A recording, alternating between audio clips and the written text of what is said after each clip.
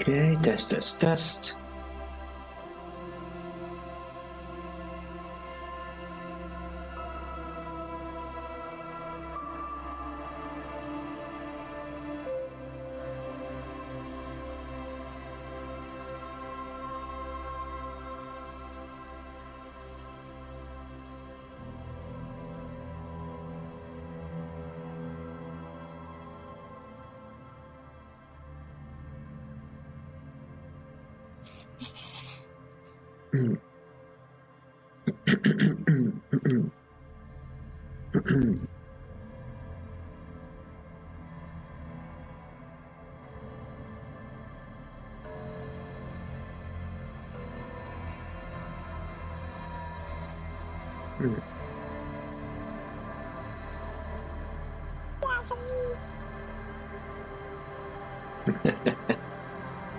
Okay, they work at least.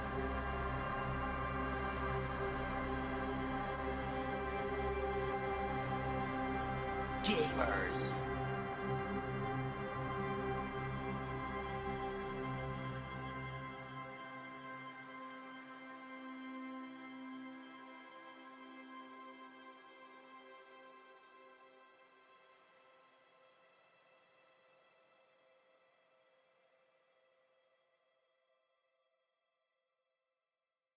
Ba-ba-ba-ba. Hmm.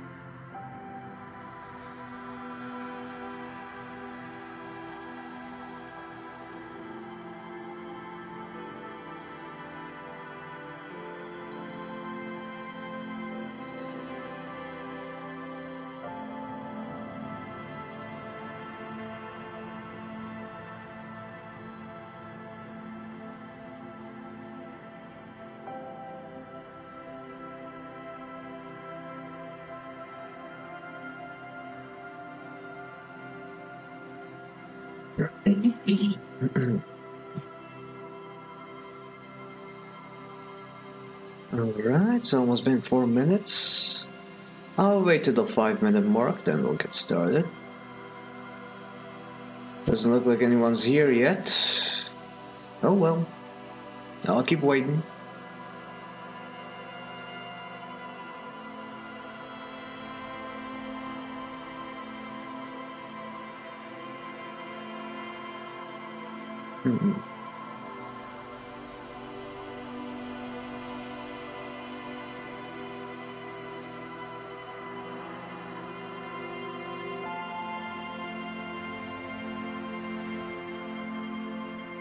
Okay, it's been 5 minutes. Regardless of if anyone's here or not. Oh, there is someone here. Hello, welcome. Welcome. We're playing more Disco Elysium today. You're free to chat, not chat, lurk, not lurk. I just hope you'll enjoy yourself. I'm just gonna start, and I'm sure more people will join as we go on.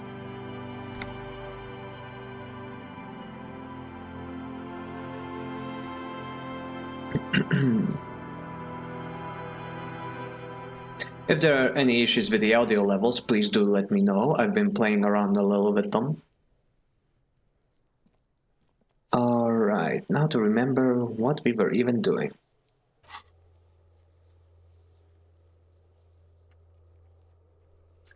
So that's on. Alright.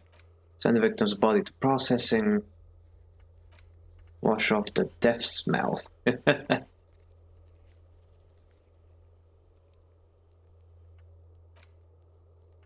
Find the media weapon.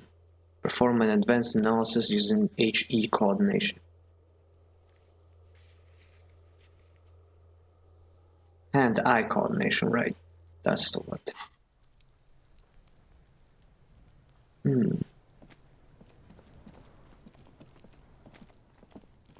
die before I squeal, pig.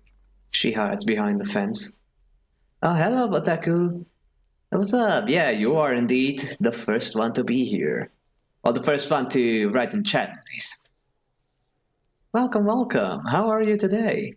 We are playing more Disco Elysium.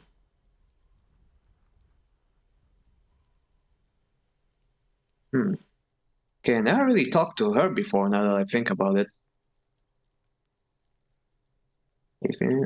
I'm great. Doing just fine. Just got back from the store, bought some hot dogs, just ate them. So now I'm full and ready to stream. Yeah, just a chill day. As usual, I'm gonna be streaming for about 4 hours, maybe 5. Then I gotta hop off because I've got some plans for the evening. Gonna play some Dark Tide. Okay, back to this. Child converse with me. Western chat, sure, but I'm always watching. Very much appreciated. Hello, hello. How do I pronounce that name? WTMH. Just gonna call you W. Welcome, welcome. Glad to see you join us. First time chatter. I'm Finis, and we're playing some Disco Elysium today. And you are also, of course, free to watch. You don't have to chat. You're free to lurk. Whatever you would like to do. Oh, ads? Why are we having ads? I just started the stream. Oh boy, that's annoying. Works for me. It's an old Justin TV username all over. So I had to keep it for posterity. I see. I have no idea what Justin TV is, but I think I get it. It would be funny if I could like give nicknames to all the viewers, like it would actually display in chat. Anyway, what are those strange words you use, girl? I come from the woods, Kuttavitu. You don't want to go there with me.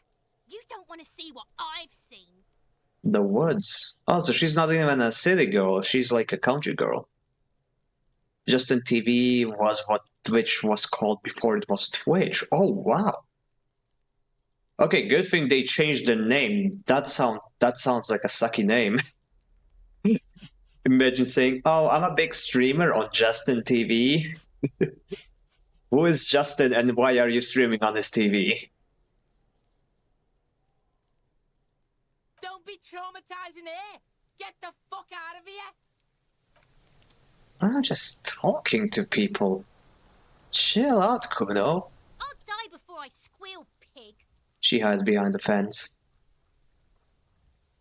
Child, converse with me. Murder was the case they gave me. She has almost vanished behind the fence, only the top of her head remains. She's just gonna stop talking to me every time I say something? Before I squeal, pig. You there, behind the fence. You don't want to fuck with me. I got my hands bloody. I'm not here, pig. You're not seeing this. The hat drops even lower. You can still see the top of her hat from behind the fence. I wonder what would happen if I approached her from the other side. I'll die before I squeal, pig. Hey, kid. What's this kid shit? Fucking mind games. I'd rather die than squeal. Get the fuck out of here, face. You got done. Talk to me. So it's a girl. Interesting. You couldn't tell? Bruh. It's obvious by the voice. Anyway, so my plan for today is to, I don't know, do some exploring while we still have Kim on our tail. Then when evening comes, we're gonna let him take the body away, which means he'll be gone for the rest of the day. And... well, I don't really want to do exploration without Kim at my side, so I just want him to do that during the night when he'll be gone anyway. Oh, this person wasn't here before.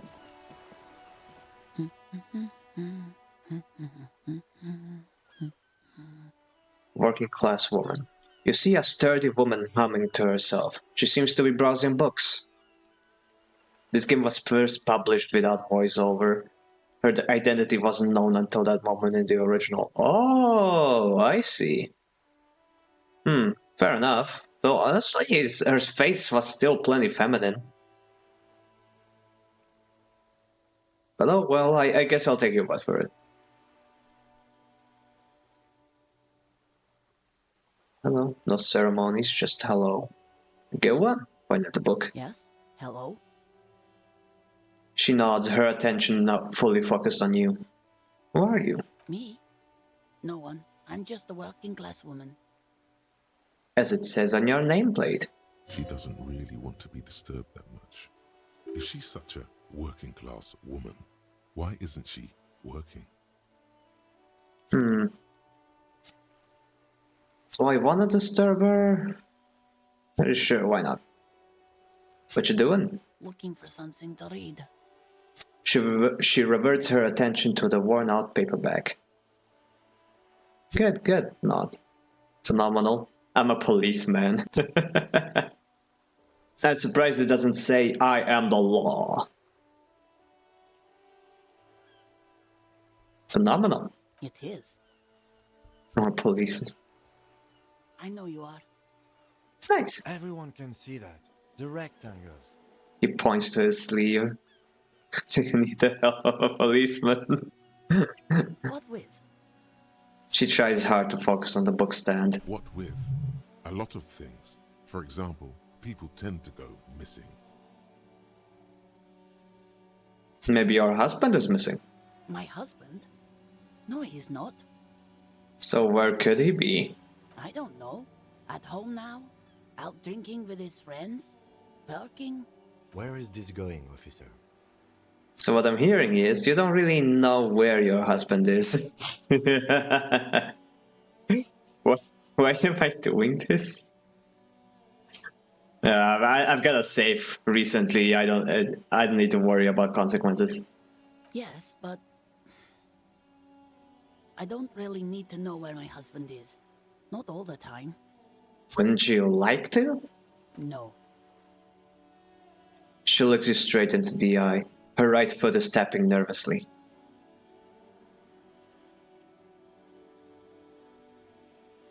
I can totally help you find your missing husband.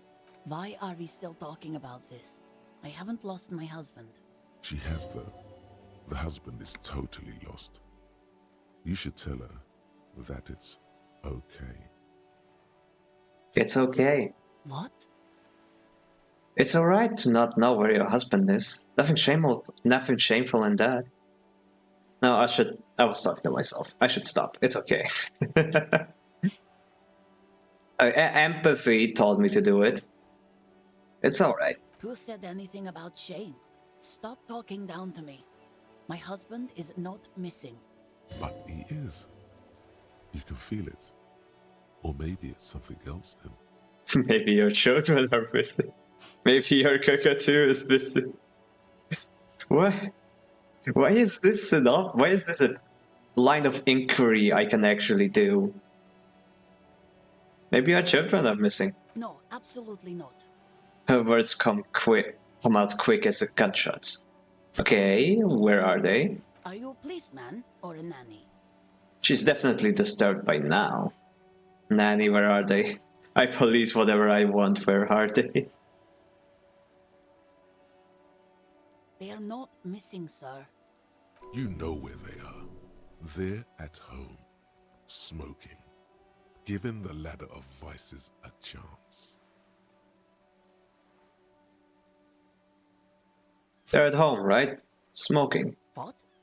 That's just... My daughters are perfectly fine. They're with their friends down in Shamrock. There's nothing to worry about. They're almost grown up now anyway. They're past the age they need me protecting them from everything now. I am afraid the danger is now greater than ever. Tell me, how old are they? My youngest girl, Jolie, is just shy of 16. Jenny, she is turning 18 next month. But we shouldn't even be talking about them. Can you describe me their appearance? Any features that stand out? Making them easy to identify? Why do you need to know this? Haven't I repeatedly told you that they're not missing? That they're in Shamrock, safe and well, at some stupid party? It's for the investigation. I'm trying to be professional. There is no investigation here. I can tell you that. She picks up a book and tries to concentrate. A flock of seabirds passes by. Okay, it must be asked then. What are you doing here? Why are you pursuing this? Is it a hunch? Okay, what is a cockatoo?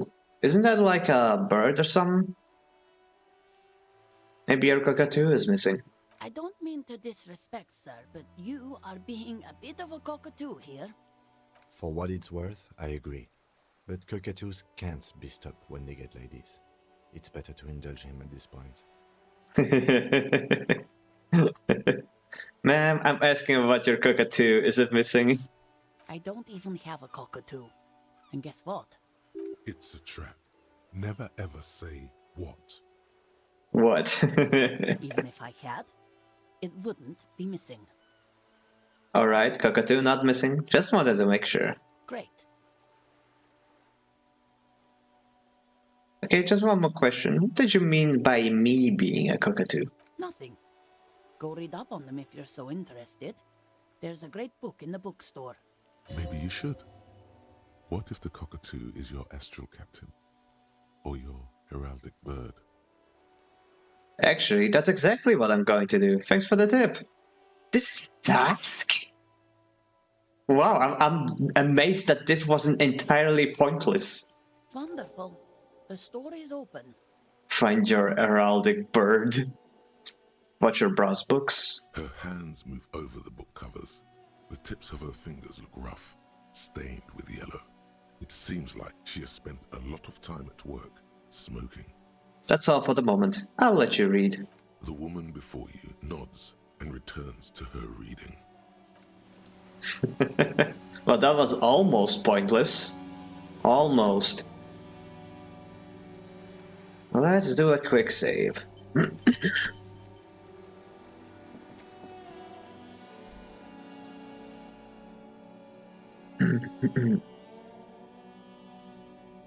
Oh, thank you for the water, Redeem. Much appreciated. We do need to stay hydrated.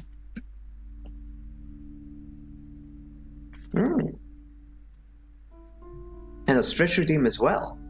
Thank you.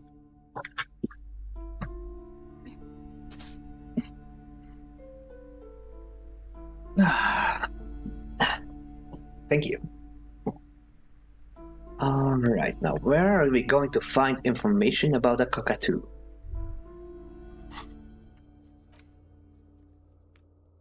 Go read up on cockatoos in the bookstore, maybe you'll discover something new about yourself as well. Okay, that's the comic books. Those are the games. I think it would be upstairs then. Or maybe she'll be able to tell me. Hello again, esteemed officer, and welcome to Crime romance, and biographies of famous people. I'm looking for a book about cockatoos. A book about cockatoos? There should be one upstairs, right next to the shelf of biographies. If Finis, I'm gonna have a drink. Alright, that's fine. Have bon appetit, or whatever the word is. Enjoy your dinner. Bye bye.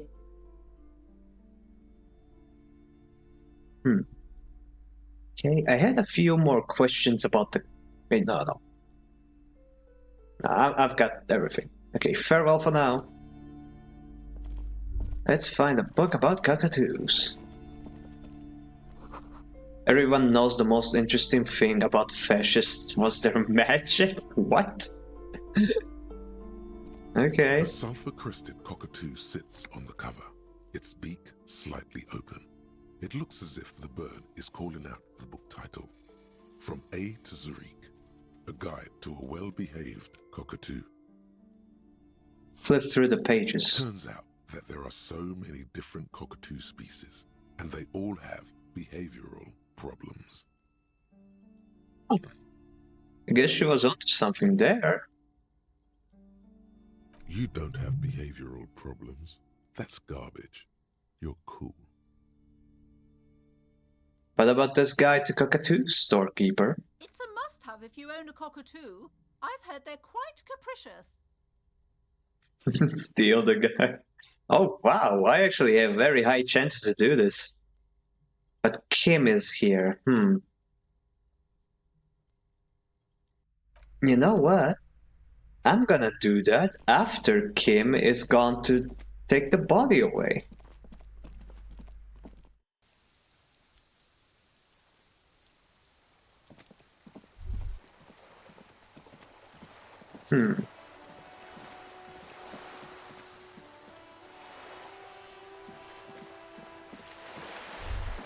Oh, Whoa.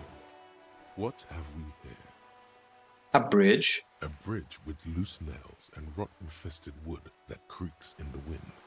A construction code violation if there ever was one. Whatever, let death come. I'm a Revacholian badass. Kim, it looks like we've got a construction code violation. Guess I'll have to take my chances. True, they never cleaned up the war damage. The rest of Revachol looks better, though. But Lieutenant, think about the splinters! The bridge is fine enough. Locals use it all the time, after all. It's nothing to worry about. Shall we? Wow. So someone's been a little boring. No, I'm not. Get out of here. What? Yes, my standard liege. Someone's seen all sorts of wild ideas pop off and thought, I'll take the boring one. The regular, please. The brown. I like brown. I like standards. Look, I'm just trying to do my job, not need for extravagance. What is this, picking on me for not being crazy enough? It's the least of my concerns. Kim, am I boring? You? I wouldn't worry about that. See? You're so regular and vinyl brown, he doesn't even want to talk to you about it. No need to be defensive. The regularity, the brownness, the cut and dry have their appeal. A very standard appeal. I like brown. Of course you do. And maybe some black shoes or a pristine white shirt to go with that. It's official. My lord's copo type is regular cop. I'll let everyone know. I'll send out a telefax. Wait, this will be my new copper type now? Why not? Send out the telefax then. I'm not ashamed. Yeah, no need. Let's keep that announcement on standby for now. Now wait, this will be my copper type now? Yes, the type of cop you are, sire. Think of it as a caste, a class even, a nation of regular law officials that you belong to. It comes, of course, with the usual benefits. No, I don't really wanna opt into boring cop. Like, I do like being extravagant. As long as it doesn't come at the cost of anything around me. Like, I don't want to be boring. I just want to pick the choice that doesn't piss anyone off. Yeah, no need. Let's keep that announcement on standby for now. Good, good. Of course. To outright declare yourself something does seem a bit too interesting now, doesn't it? I won't trouble you any further. I'm surprised that it's drama of all voices that's telling me about me being boring. Drama doesn't sound like they'd be interested in that. Hello again, officers. Have you come to admire my mural? She doesn't have anything new to say. Catch you later, Cindy. That's still locked.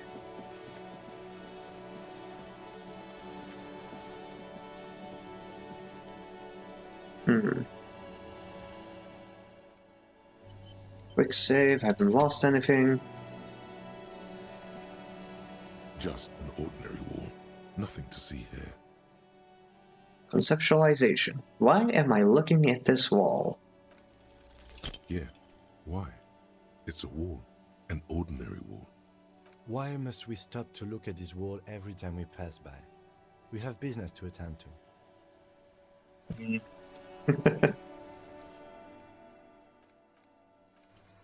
Load. Don't worry, I'm not gonna save scum this little chick. I just like keeping the white chicks open. In case I get some new gear that'll help me. Okay, let's approach her from this side. Trying to sneak up on me. Come to slit my throat in my sleep. Apparently, she doesn't like people standing behind her back. Logic error. She is not sleeping right now. He's come to take me out. Trying to snuff me out. F5, F9 for quick save, quick load. Ooh, thank you. Thank you very much. I did not know that. Man, that takes me back to old school RPGs and stuff. Okay, so F5 is quick save, F9 is quick load. Okay, good to know. Just like classic. Oh, why would you even say that? Are you sleeping right now? I'm sorry for sneaking up on you. No, why would you even say that? Then why are you sneaking up on me like that? It's not a good idea to scare me, pig. Not a good idea at all. If I was sneaking up on you, you would know I was sneaking up on you. Trying to sneak up on me? Oh, she won't even let me talk to her now. She really just exists, doesn't she? Smoker up there could be a witness. Talk to him. You see a young man on a balcony nursing a cigarette. His eyes have been following you for a while. Not looking for any trouble, officer. He says in a quiet voice. Despite the cold, his shirt hangs unbuttoned on his frame. No trouble from me. I just want to know what's going on here. Too late, little man. Trouble's found you. Okay, no trouble from me. I don't want to be seen talking to the gendarmerie if that's okay. I just want to finish my cigarette. Don't let him go. This could be your witness. The balcony has a great view of the whole thing. Actually, the gendarmerie really needs to talk to you. Is it really that important? He asks you, adjusting his shirt.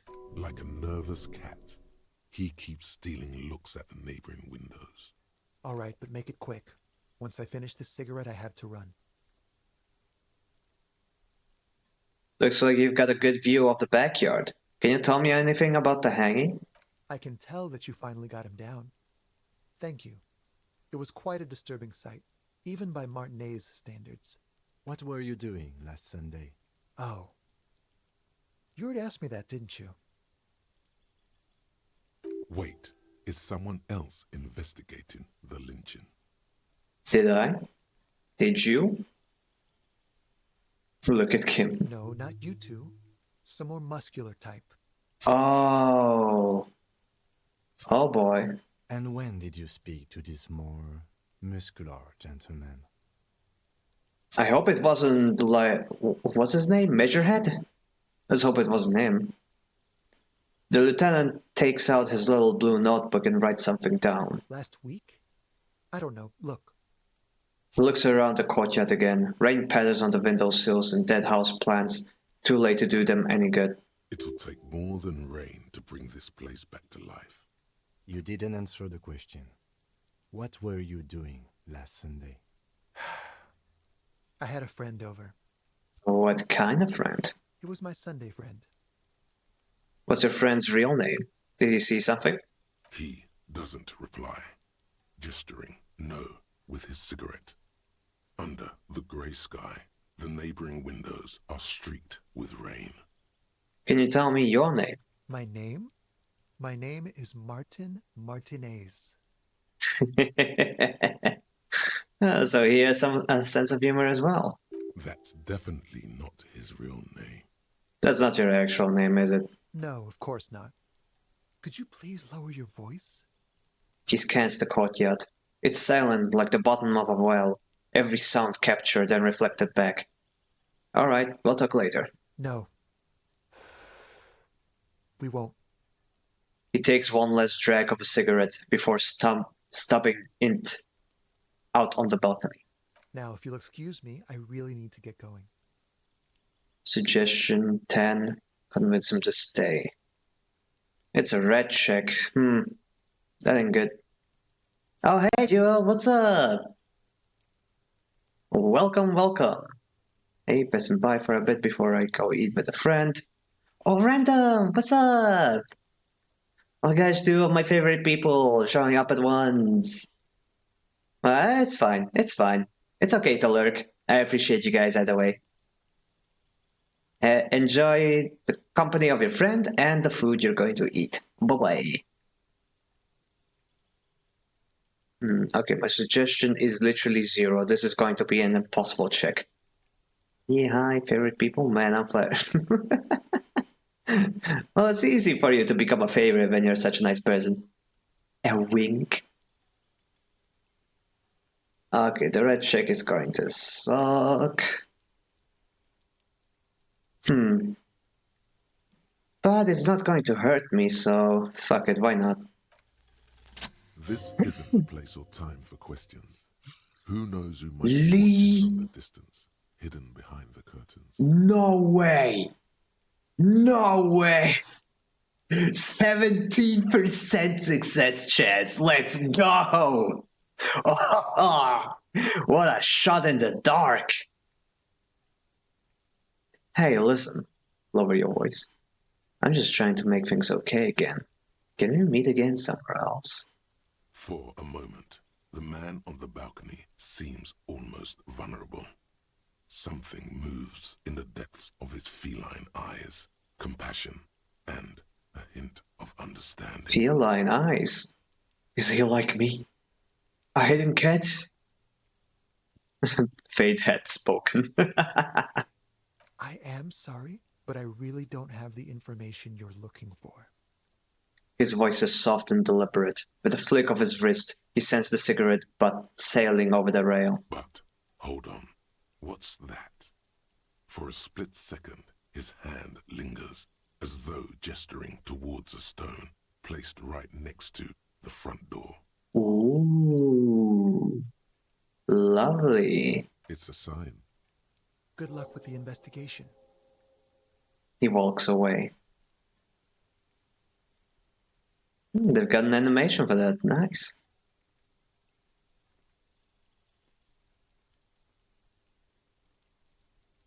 He's gone. The lieutenant puts away his notebook and turns to you. We should run after him, see where he went. No point in running. Tenements like these often have multiple exits. If he doesn't want to talk to us, then he'll know how to hide himself. So we just give up? You're right, he probably didn't have anything important anyway. So we just give up? He could be a witness. Him or his Sunday friend. Either way, we need to look into that muscular type who's asking about our case. He did leave us a sign. Did you see that? He wanted to draw our attention to that stone right over there. The lieutenant nods towards a small rock on a soggy patch of grass. If we find a way inside the building, we can ask around for his apartment. Great, let's go do that. Okay, so that's the rock. A stone, like any other, lying in a whirl of sleet and mud. Maybe there's something under it. Turn it over. There's a key beneath it, rusty from the dirt. Continue. This must be for the front door. Pity he doesn't have the apartment number on it. This building has many apartments, and the man can be in any of them. How are we going to find the right one? We'll just have to go in and see. Put the stone back. Alrighty then. Alright, I gotta wait for the... I'm back. I was just walking home from tuition. Just got home. Hello! Welcome, duo. Glad to see you here. Hope you had a good day at school. I know that's a rare thing, but I'll still say it. I suppose I missed a lot. Sorry for the last night. It was not my nature to be like that. No, it's fine. It's fine. I streamed like very, very late. It's not your fault. It's totally fine. I appreciate you either way. And you haven't missed that much. Unless you mean the previous stream, then yeah, a lot has happened on there, but right now not much has happened. We just found another potential witness to the hanging.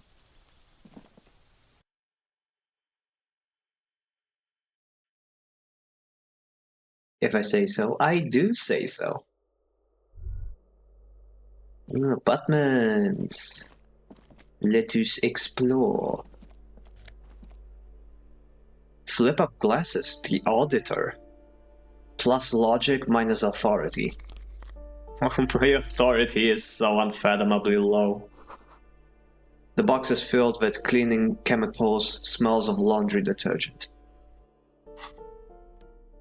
Floats. Flip up glasses, the auditor. Nice. What did my glasses do? Plus visual calculus minus drama.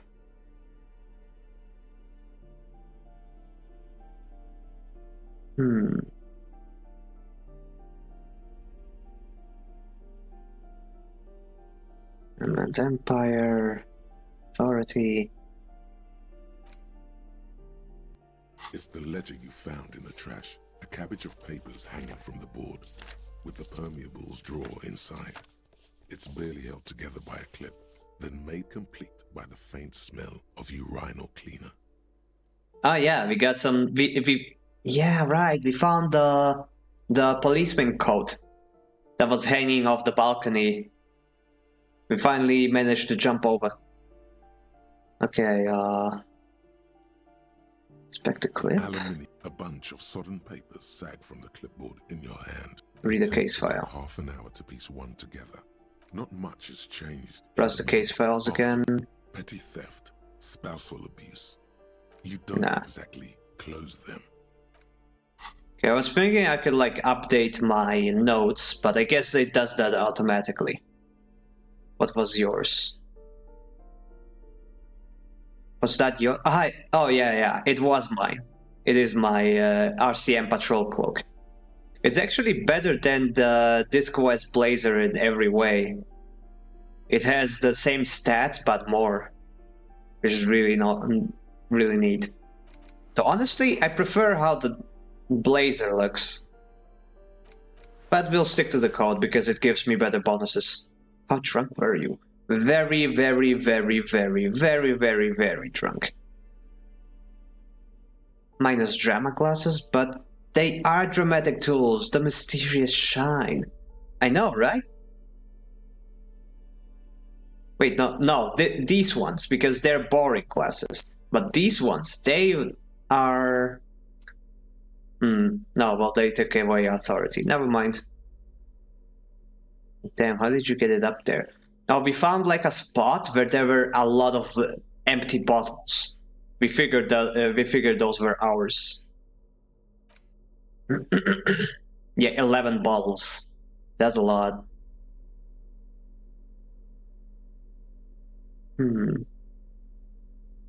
I would put these glasses on, but I already have -2 authority, thanks to the Ledger of Hatred. So let's not put those on. Smoker on the balcony. Oh yeah, we also like managed to get an impossible check. Like, it was a 17% red check. I just clicked on it out of fun and I actually got it first try. Eviction notices and missing pets are plastered on top of each other. Oof.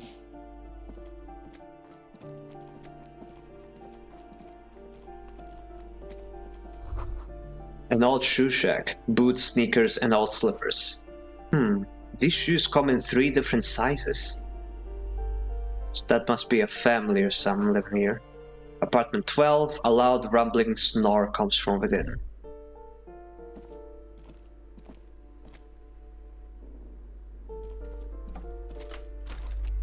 Give him some luck here too. Charity is a virtue after all. Sure is. What's in here? There's like a public shower. Moss falls on those 2 bathroom tiles. Actual moss. Oh, wow. These shower curtains are covered in some sort of slime. Magnesium. Alcohol, Commodore Red. They just have it here for... Oh, it's a toilet. Yeah, it's the toilet closet or whatever it's called. People hide stuff there. Well, I guess I'll take it. I can always sell it, I suppose.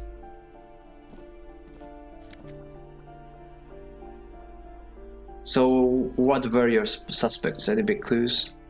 Well, for now, our suspects are still the dock workers. We just need to find enough evidence. But we talked to the big boss upstairs, the union boss, who's got like all the workers under his thumb. And he was mad suspicious. It definitely felt like he was trying to throw us off our scent and stuff. Okay, let's close the door. Or nah, let's keep it open.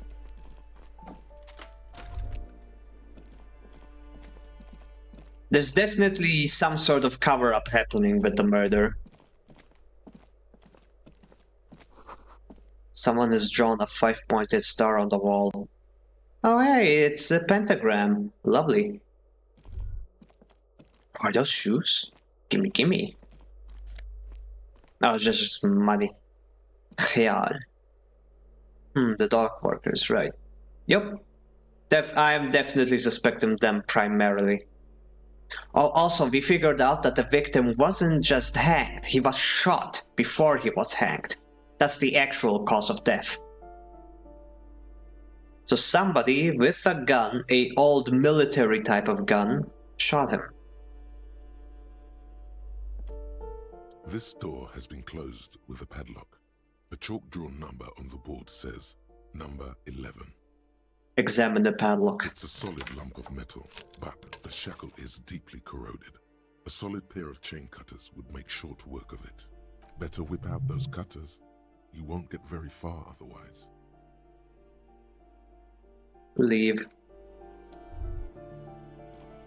Let's not break into people's houses just yet.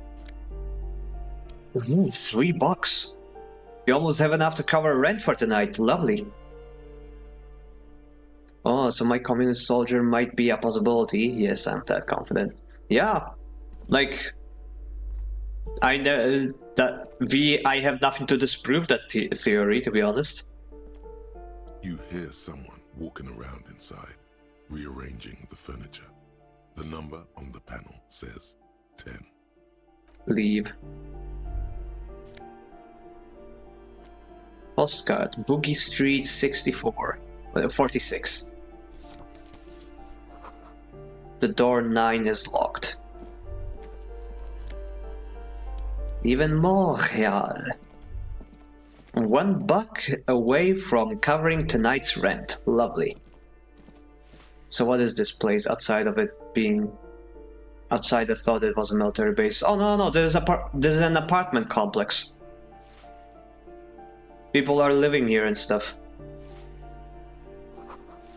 We found somebody up outside on the balcony who we figured might have seen the murder. We talked to him. He didn't really want to talk to us with all the neighbors watching, but he did show us where the key is to get inside the complex. So yeah, now we're inside. The graffito says a firing squad for the rich. Okay, I'll talk to the woman in just a second. I just want to explore a bit more. A note says, foreclosed by Martinez Realty Associates. It's free real estate.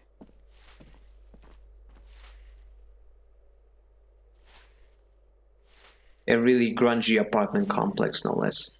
An apartment complex? Yeah, how fascinating. Apartment complex? Really? I find it quite simple. Okay, quick save. Oh right, I could just use F5, I keep forgetting. Oh well, muscle memory. Give me a moment. An elderly woman is leaning on her broom, her knuckles white as bone. She seems to be having difficulty breathing. The cold never does any good for my bronchitis. She sneezes into a dirty handkerchief. Are you alright? Should I call a doctor? I'm fine. Fine. Don't you worry about me. She starts coughing, red spots appearing on her cheeks. You're still worried. It's very worrying. Now, what do you want from me, policeman? She's the cleaning lady. She knows the floor plan and the residence. Who are you? I'm no one. Just an old woman who cleans these hallways. Do you live here? If you can call it living. I have a little room upstairs right next to the coal room. It's barely bigger than a closet. But I don't complain, no. I have my bed and my aching bones to keep me company. And that's all I need from this world. She hasn't spoken to anyone for a while. Even her sentences feel rusty. I'm looking for a young male in his mid-20s. Dark hair, skinny build, a smoker on the balcony. Yes, I know who you mean. The scrawny boy who's always smoking like the devil, right? She looks at the other end of the hallway. Somewhere in the building, a child starts crying. You hear a radio tuned to a talk show and someone taking a shower. What's he in trouble for? No trouble, I just want to talk to him. Do you know where he lives? He's wanted for murder, he's going away for life. Nah. Talk? The cleaning lady starts laughing, but it turns into a violent coughing spasm. She squeezes her broom, trying to catch her breath. What was so funny about that? He lives upstairs in room 28. Go to the balcony. It's one of those doors there. She points east. In the evening. Thank you. We should go check out his apartment on the balcony. See if he's home. I have a few questions about the apartments. Ask away, policeman. Do you know who lived in the foreclosed apartment? The hell am I supposed to know? Another nut job, I assume. Is one of the residents on a vacation? Their mailbox is overflowing. People come and go. I don't keep an eye on everyone. They probably just moved or died. Hopefully somewhere else. Who lives in apartment number 10? No one lives there. It's been empty for months. But I hear someone walking inside. Impossible. I would know if someone had moved in there. She pauses, eyeing the hallway. Maybe it's those countercultural people again. breaking into a house like it's a public space. You're a policeman. Be good and take a look, will you? Sure, I'll see what I can find. Great. Young people. They're worse than rats. You know, always littering the hallways with trinkets and empty beer cans. Lady, you're young ones. Who lives behind the padlock door? Oh, that one is a scientist, a future scholar. Suddenly the old lady's face is beaming. I think he studies astrology at the community college. Education's good. I always tell them to study. Ooh, astrology, eh? He could help us with the tattoos on the big dude, on the dead dude. Astrology. Something to do with all those stars around his door. He asked me to leave his drawings up on the wall. Are you sure you don't mean astronomy? That's what I said. Astrology. The lieutenant shakes his head, as though to say, let it go. What can you tell me about Cindy? The artiste? Nothing I can do about her, I'm afraid. She ruins the walls faster than I can clean them. Still, She leans on her broom. she leaves an old lady to her business. More than I can say for others. That's all. Thanks. She mumbles some kind of a response, then hacks something into her handkerchief. Thanks. I'm off. Oh, there's a door here too. Oh no, that's going outside. Oh well. Oh, I can talk to Cindy here. But let's go back inside. I want to explore everything inside first. Gotta go with it all methodical like.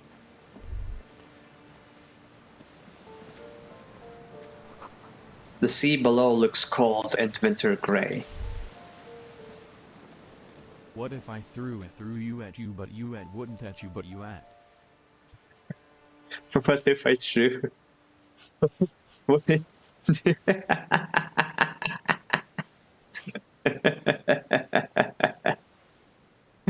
No, that's funny. That was funny. Thank you. I very much appreciate that. No, it's fine. Someone has torn down the wall. I see. I slept. That's what matters. No, it's okay. It's a good thing you slept, Mr. Duggo. Dr. Duggo, actually. I apologize for not getting your title correct, sir. Dr. Duggo.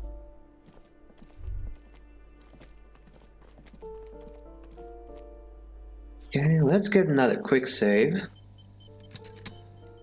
So I got an item, didn't I?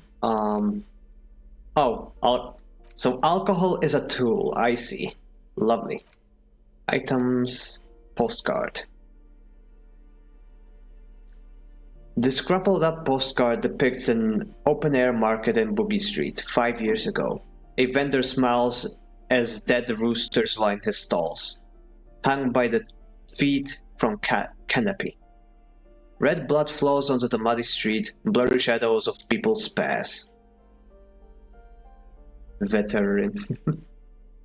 Brain damage trivial 3. What if I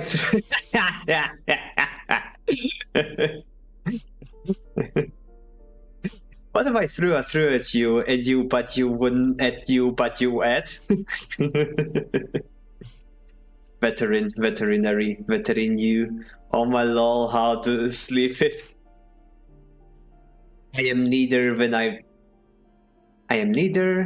tried Mr. It was already taken, so I went with Doctor for the lulz. Spell. I cast a spell.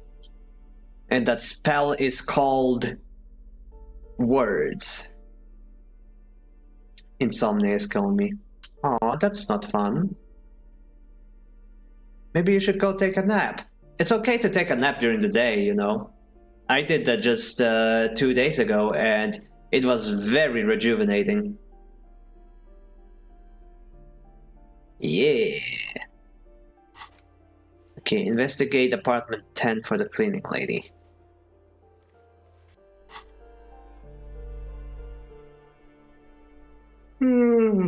Sleep is insufficient, plus it's almost dinner. Well, if the issue is not enough sleep, then sleep does feel like the solution. Just saying. This is apartment 10, right? Someone Yep. walking around. Knock. Walking stops abruptly, but no one comes to the door. Gonna go for now, be back after lunch. Bye. Bye-bye, Rand. It's good to see ya. Hope you have an amazing lunch. You can feel tension on the other side. Knock again. A poor communard, from the looks of it. The room is barely bigger than a closet. Oh, I don't think that was the right line. Oh, it gave me the completely wrong audio file for this line. It says something completely different. That's interesting. This time, the steps come closer. Who is it? Demands a female voice, very intense. Very intense. There's the police. Open up. Do I have to open the door? You hear the clanking of heels again as the other side walks right up to the door. Her tone is now getting a defensive edge. Do you have a warrant? I'm not obligated to open the door if you don't have a warrant. Let's go. We don't have a reason to get inside that apartment. It's generally easier to do things if you have literally any reason. This apartment is supposed to be empty. Did you break in here? Excuse me? Of course not. You have plenty of reason to enter. I don't need a warrant if I suspect there's been a break-in. Open the door so I can verify your identity. Are you cooking morphine in there? Morphine. Yeah, that's the thing you cooked. Then open the door so I can verify your identity. Oh, come on. There's a pause before you hear the door being unlocked. Well, that was easy. Sure was. That was smart. The lieutenant asks, nodding towards the unlocked door.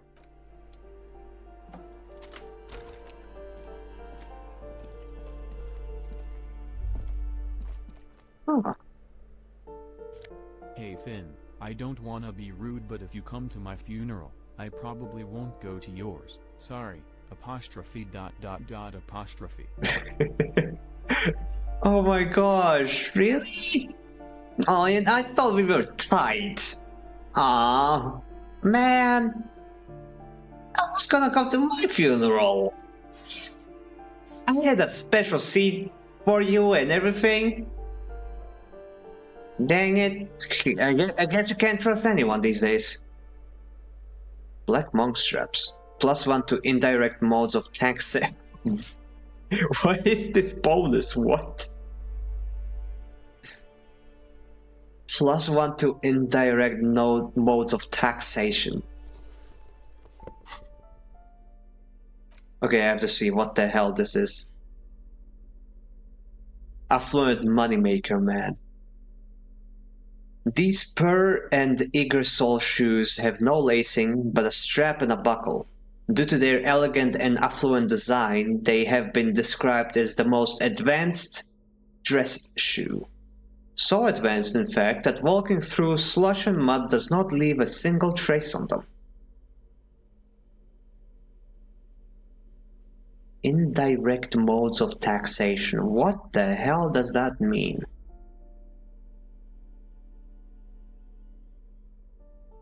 Well, I guess I can put these shoes on whenever I don't need to keep the snakeskin shoes.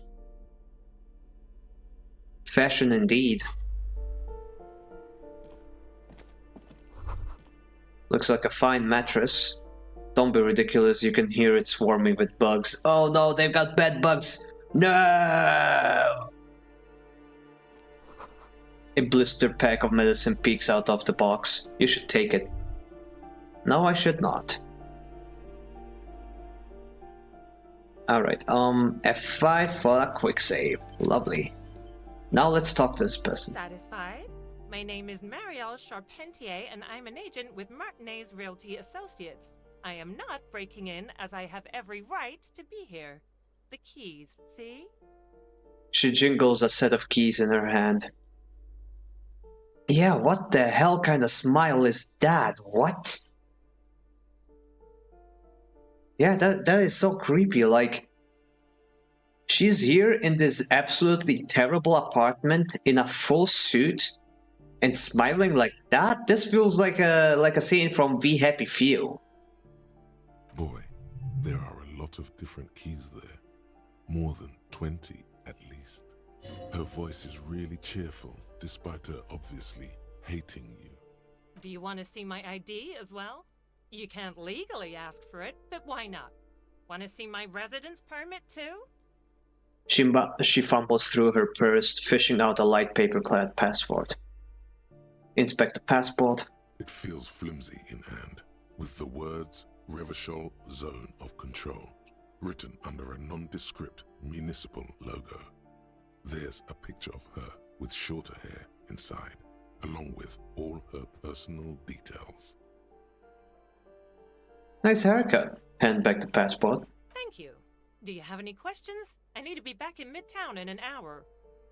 What are you doing here? I need to get it ready for the next lease, but as you can see, the previous tenant completely trashed the place. Sounds like they knew how to have a good time. Reprehensible. Who lived here? I fucked shit up too. Reprehensible. It was some kind of a moribund old man who used to be a business owner. You'd think they'd make rent. She stops hesitating. A sudden serious look crosses her face. This story didn't have a happy ending.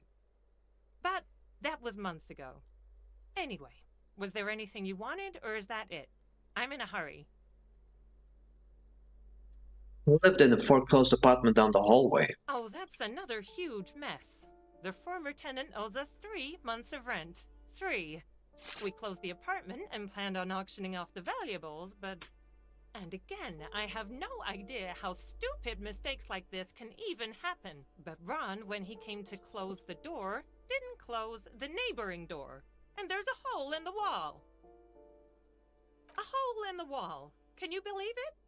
And then the tenant ran off with his stuff. He's gone. The money's gone. Just like that. She snaps her fingers. The sum must have been puny. My money also has disappeared, I think. It can't have been that much money. These apartments look pretty shabby. Wait, what happened with the wall? These apartments are perfectly fine. They have gorgeous architecture, a million real view of the bay, good ventilation, neighbors, life, spark, and they are affordable. I'll tell you, Martinez has a future. In a few years, it's going to blossom with artists and creatives and those radio computer wizards. My money has also disappeared, I think. Well, it does not disappear from my hands. No, I don't let it. So wait, what happened with the wall? Don't ask me what happened with the wall. I have no idea how we're going to find the time or resources to fix it. Both apartments are now unrentable. Both. She's still shaking her head, manicured hands now crossed over her chest. Ben, that's all, thank you. Of course. She replies with a smile, but her eyes remain glazed over. She's been waiting for you to leave.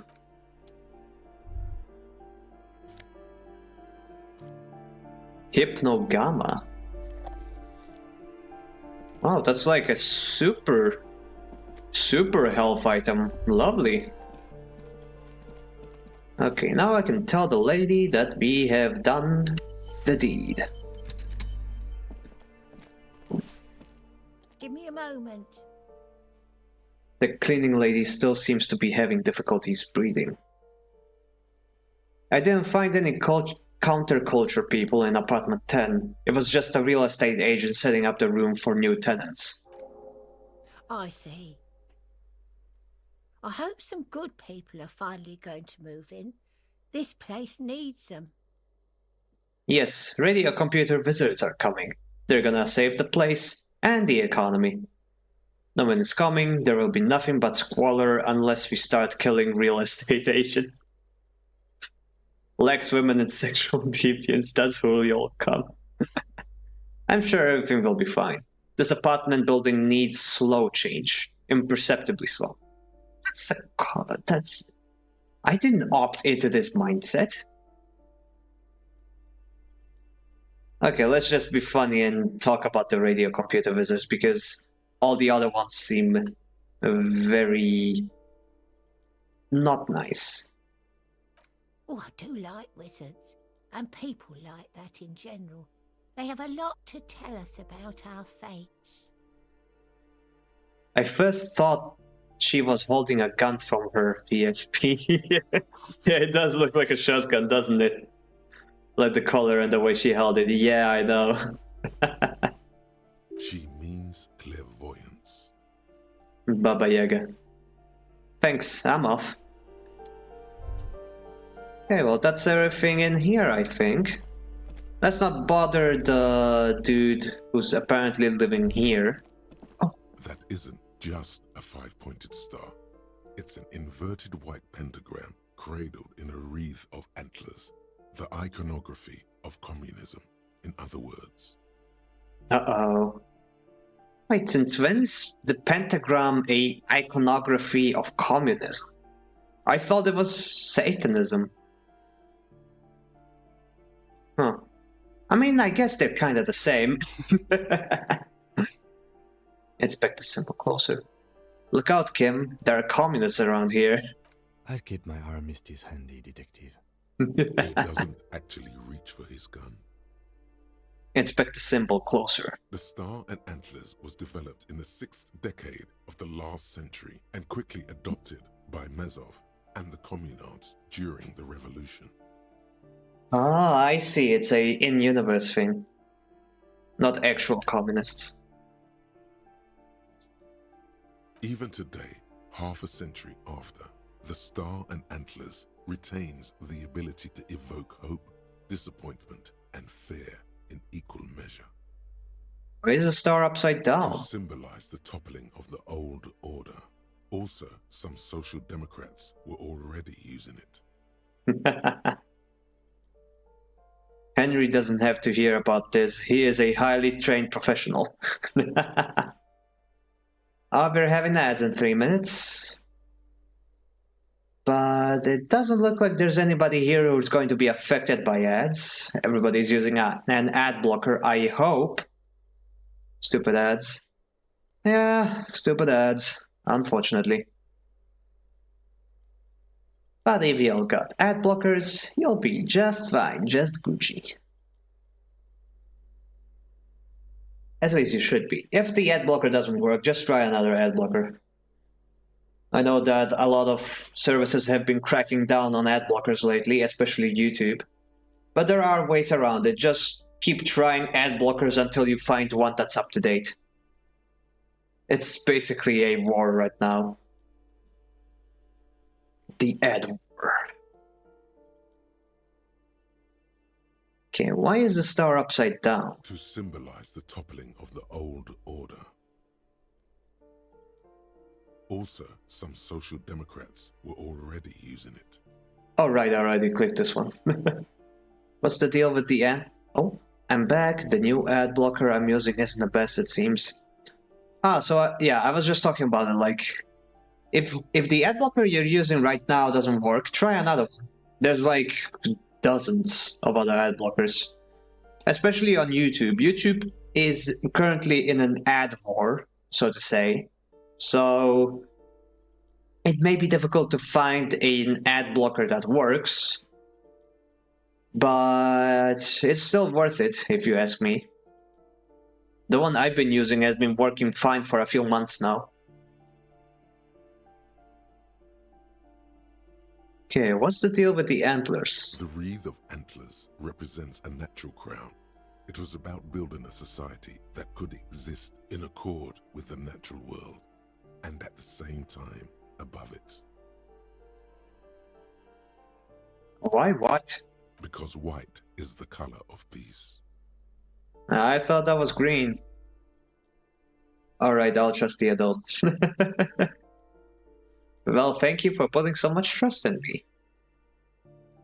What does it invoke in me? Nothing at all yet.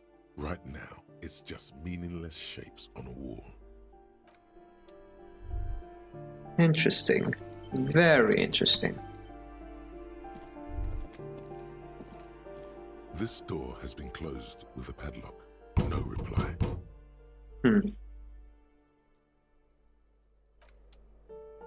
No need to break in. We don't have probable cause.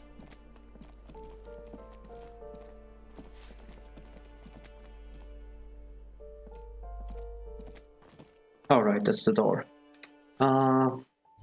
Quick save. And let's go talk to Cindy face to face.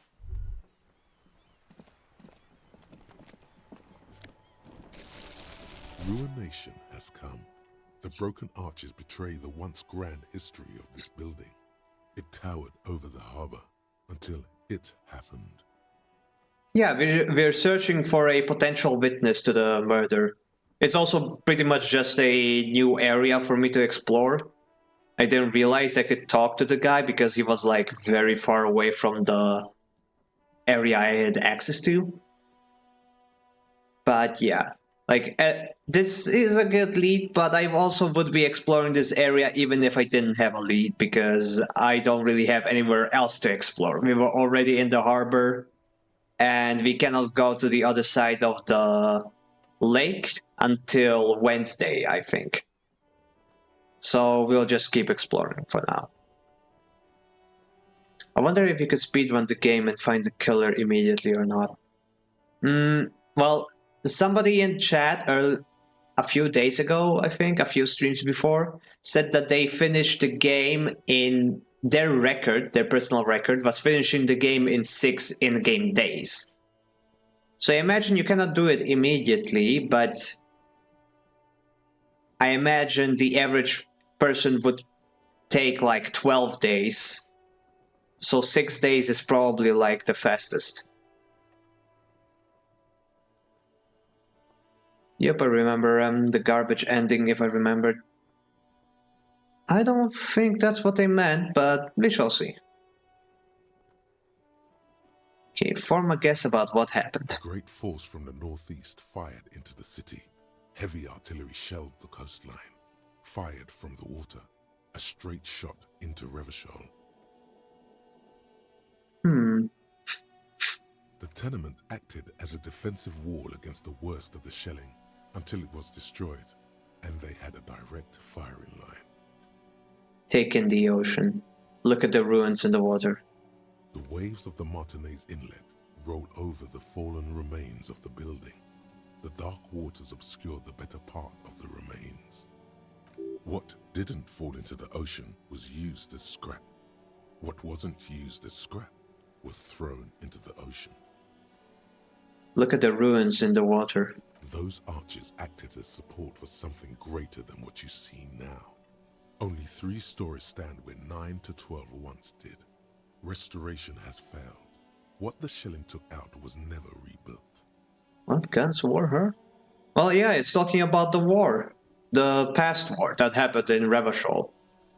You got a huge history lesson from Joyce a few streams ago. She explained how there used to be a war. That we are just looking at some of the signs. Who did this damage? A fleet, the combined armies of Occident and Grad, with Mesk volunteers, a 5-nation army, hundreds of vessels. They massed airships further down in the Bay of Revachol. The artillery was so powerful. The ships not only required gyroscopic stabilization, they were anchored into the ocean floor as well. Ah, you went there. I see. I think the war was the socialists against the communists?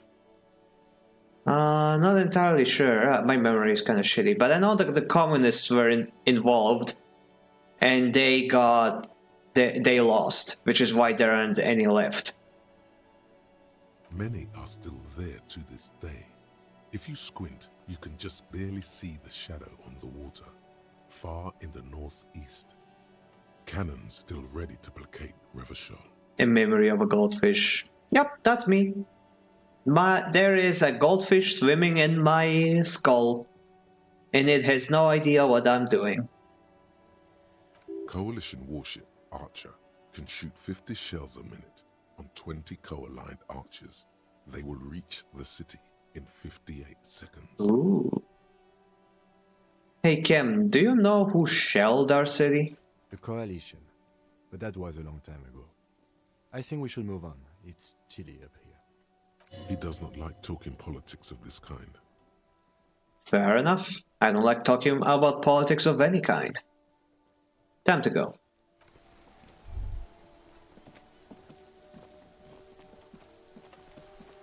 Wait, I got another item. No, I didn't. Why is it notifying me? Oh well. More plastic. Lovely. Hey, Cindy. Ooh, the piggies have learned how to saunter up staircases. I didn't think you could do that with hooves. But here you are. That's right, we evolved. You're in trouble now, little lady. We cops don't like closed doors or unreachable perches, or people having high ground on us. The sounds are oddly satisfying. I know, right? Even without the voice acting, the game has very good Foley sounds. That's right, we evolved. Yeah, I can see that. Cool mutations. She crosses her arms. She looks like a gang leader. I know, right?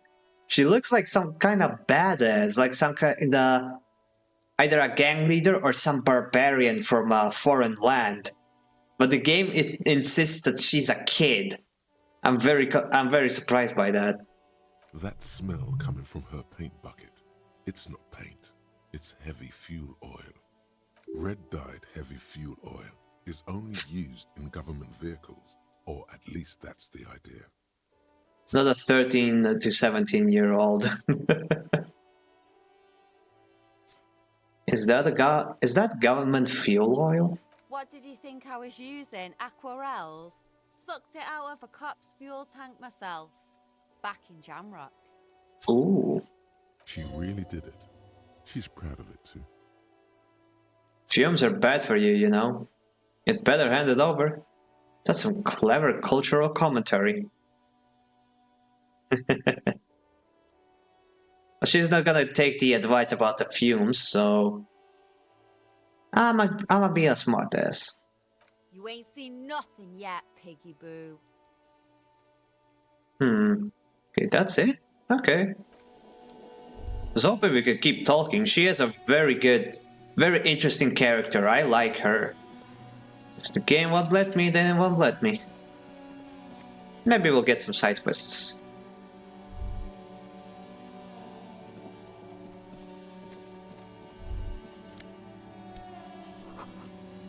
Above, tarps flap in the wind, forgotten hammers and nail rusts. The door is locked, you cannot get in. The chair is new, someone lives back there. What chair? Oh yeah, the inside, right, that's a gate, not a wall.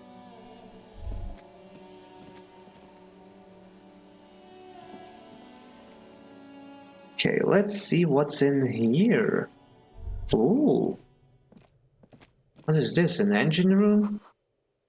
100 tiny feet scurrying beneath the grate, the rats of the city. The rats! The rats! Fear the rats! I'm the giant rat that makes all of the rules. Someone's been sleeping here recently. Cindy? Ooh, I got the skill point for that? Lovely. Enough coal to last for several winters. Smells of chemicals. Oh gee, if she lives here, yeah, she's not doing very well, is she? Not healthy at all. For le home laborer genes. Plus electrochemistry minus reaction speed. Finally got a new pair of pants.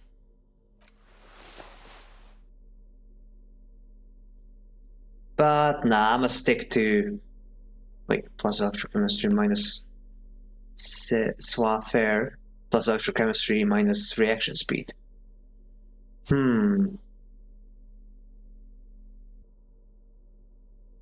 Actually, yeah, I'm gonna stick to these pants because I don't want 2 points to lower my savoir-faire.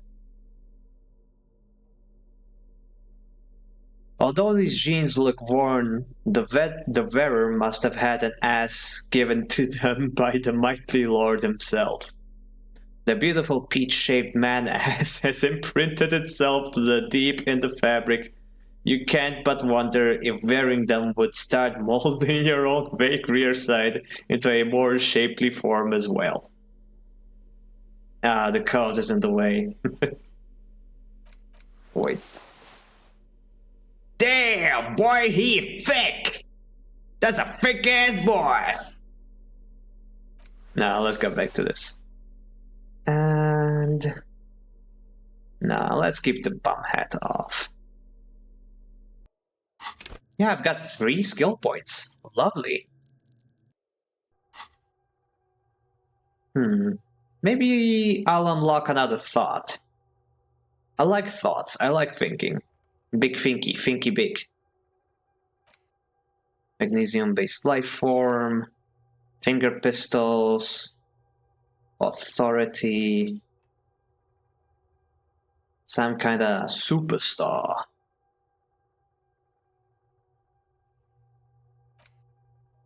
The little guy gets further and further away. 5 hours. 1 hour, 10 minutes.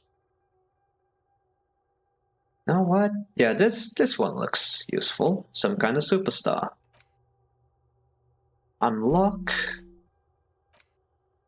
And let's see. First, let's make this absolutely clear. No one is saying you're an actual superstar in the groupies and cocaine, riddled with hepatitis C, strikes a liquidness pose with a Mick kind of way. You're not Gilmet de Million or Davy Dewis. No, you're a metaphorical superstar. You bring that rock and roll authenticity and passion to a line of work where people don't expect or want to see it. Where some would say it doesn't belong. Law enforcement.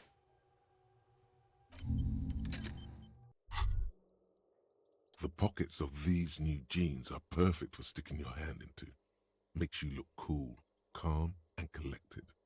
As your hand enters the pocket, your fingers brush against something. Soft, yet crinkly. Take the item out. Hey, it's a chewing gum wrapper. It reminds you of the fruity juice of apricots. You should inspect it closer if you have time. Something about the wrapper's texture is familiar.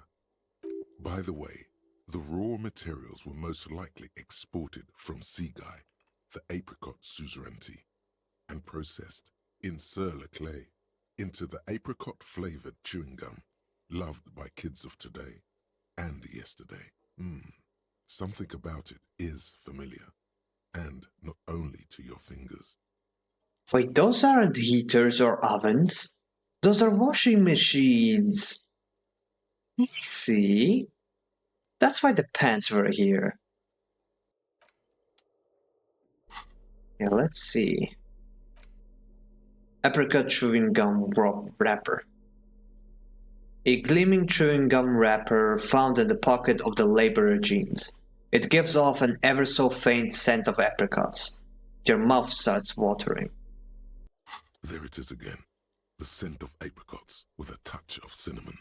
Smells like the end of some distant summer. The surface of another planet, or some ancient temple. Ancient temple? Yes, from the height of antiquity. A long, long time ago. Millennia ago. On an island of time you can never return to. End of summer. The sun sets into the sea, but the water does not boil. Instead, it turns to liquid gold. For a moment, the world's store of precious metals seems to increase dramatically, and you are rich. Sorry about the noise. There is a movement next to you, the shuffle of a small coat, warm like the evening. But when you turn toward it, there's nothing there. Where did it go? Why are you talking to a gum wrapper? Take a deep, deep breath. Bitter, citrus, sweet. It seems to grow stronger, like a glow, with every breath you take. Whatever petrochemical byproducts they used to create this artificial flavor have bonded tightly to the wrapper. Or is that just your memory filling the gaps? Until a blossom of skin and flower petals erupts behind your closed eyes. Made of toffee, cream, and distance. You just had to take a dive. Feels so familiar. Put the wrapper away. I got a new thought from that. Interesting.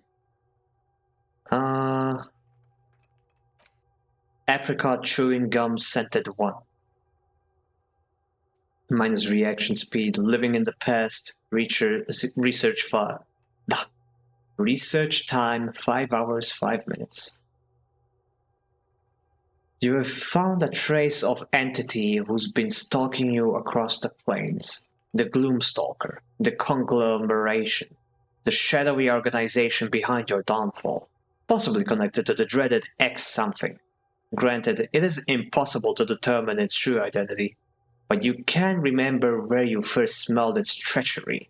Yes, use the Tutti Frutti gum wrapper. Reconstruct the day you first breathed in the untrustworthy atoms. Now let's leave this one be. Locked. Oh well. Nothing else for us to get. Let's save the game proper like.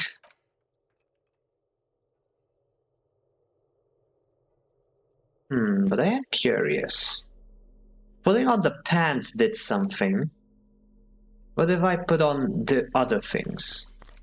Let's put on the shoes, tank top, the bum hat, the fingerless gloves,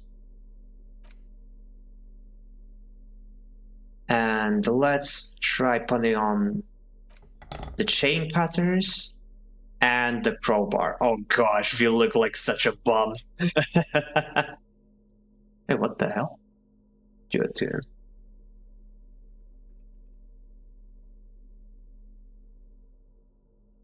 Wait, what the hell is that? Welcome to streaming frequent stream facts, and this one would be about the fighter plane B-2 Spirit Bomber, and it looks like a UFO because it's shaped like a giant flying Dorito. While radar gives out signals and bounces at fighter planes and usually bounce back.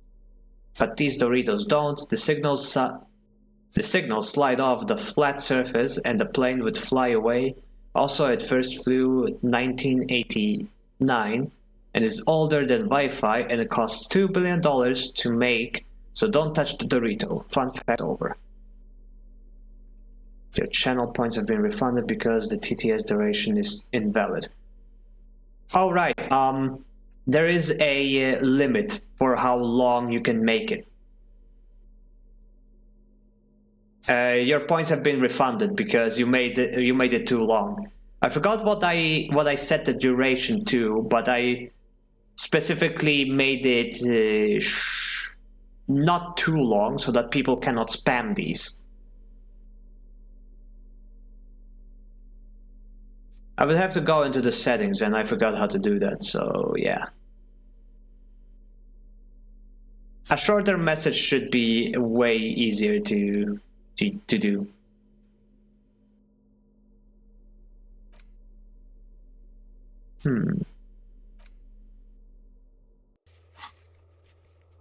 Map. Box of sunglasses. Formidable. Interesting.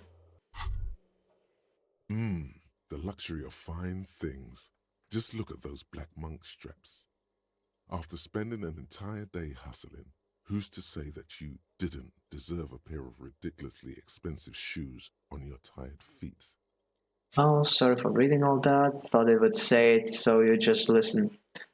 It would if I increased the duration, but no. It only takes shorter messages. Maybe like half the length of that. Maybe, I'm not sure.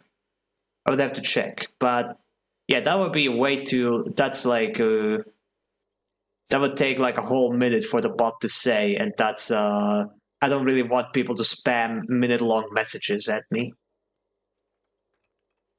But I don't mind reading those things. That's fine. It's okay. You're right, beautiful things make people happy. Just got the thought and the shoes. Oops, it's Fashion Fox Pass. Beautiful things give you a rush. It's power. Crafting your style, draping your flesh in silk and leather, deciding how to present yourself to the world. Remember, when they come to take it away from you, you worked for those shoes. Whether you like it or not, wearing these shoes has made you more liberal. Ultra liberal. Uh-oh. They're either a gateway drug or a booster pack to get you deeper into free market ideology. Understood. I'll stop. Maybe just short brain damage for this stuff. Anyways, I should go for now. Dinner. Oh no, it's fine. You can post whatever messages you like. Just keep in mind that the bot won't take the message if it's too long. But you're free to say and write whatever you wish. Anyway, enjoy your dinner. Bye-bye.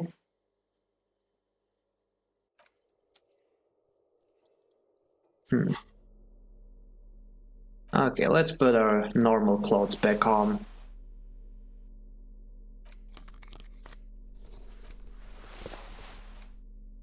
Items. Alright, I wanna see if I can interact with this now. Oh! That's how it works! Man! Okay, what does the ledger do again? Inland Empire, empathy, minus authority. Well, I don't need empathy, so... Alright, I don't need the bomb head either. Hello, Governor. Hello again, officers. Have you come to admire my mural? Is that bed in the coal room yours? Ooh. Not only have you found my address, you've discovered my biggest secret. I'm a coal miner. She does have eyes that seem to be smeared with coal. Did you have a real home? It's not the nicest place, but I guess I will have to do. Did you have a real home? Does anyone in a city like this? She replies, wistfully looking around. Really? You're a miner? Yes. I keep hoping a shaft will collapse on me, but somehow it never happens. It's not the nicest place, but I guess I'll have to do. It doesn't have to do anything at all. Nothing does. Like me. Right now, I'm doing nothing at all. Lovely. The inspiration will come to her once hell is set loose on the streets. It's too calm right now. Cool. I have other questions. Shoot, Piggy. It's what you do, isn't it? Catch you later, Cindy. Still no quest. Alrighty. Wait, now that I have a crowbar, could I potentially... Nope, I cannot open this.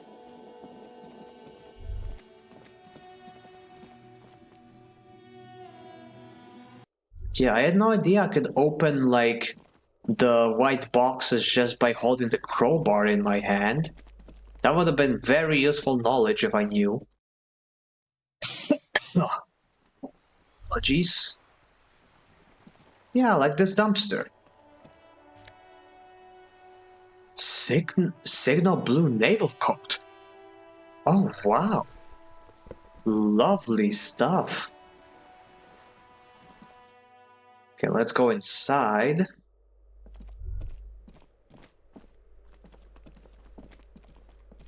Oh, she's gone now.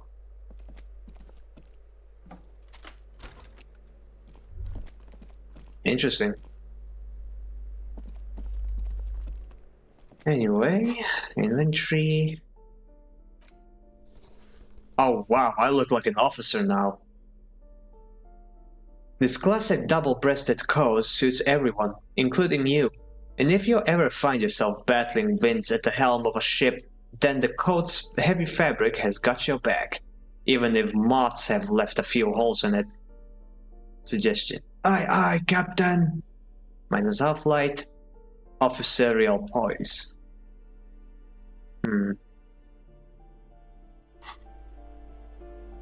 Okay, no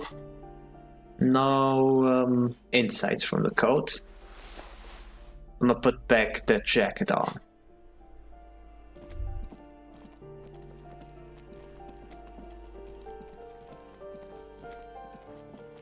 Okay, now let's go upstairs. Or, yeah, let's go upstairs.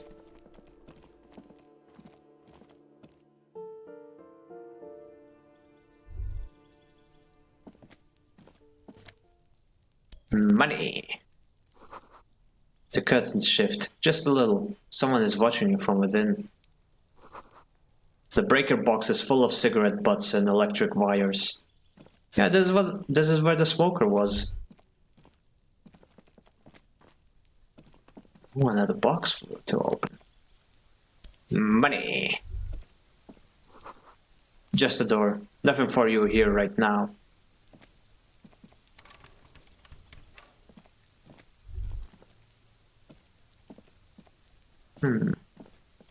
Yeah, that's how I got inside.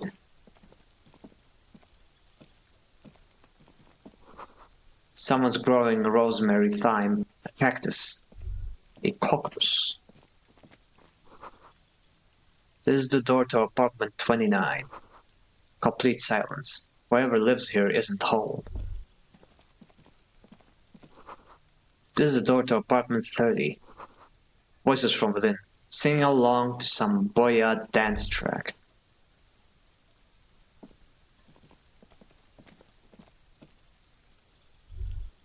That's that, I suppose. Suppose this is the door. Let's make a save.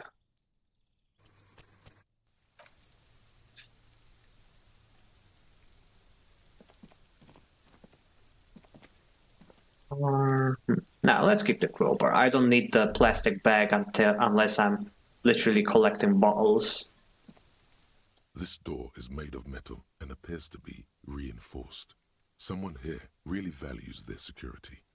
Number 28. This is where the cleaning lady said the smoker on the balcony lives. Let's see if anyone's home. Knock on the door. Knock knock. No one answers. Looks like the young man we are looking for isn't home. I think our best chance to catch him is in the evening. He looks around, taking in the cold spring air. We should return tomorrow after we have finished with our day's work. How about 9 p.m.? Sound good? That's very late.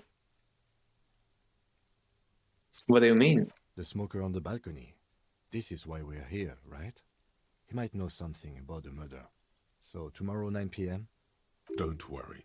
It's mostly all still here. You can remember things. You got this. Sounds good. Tomorrow, 9 p.m. Tomorrow, 9 p.m., right here. Apartment number 28. Good. He writes it down into his little notebook. Damn. Turns out it's quite tricky finding someone in a big apartment building. Don't worry. You'll get him. Remember, tomorrow. He's probably gone for today. Ah, I see. Okay.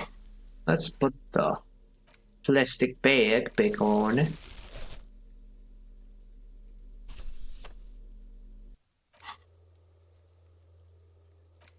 Smoker on the balcony.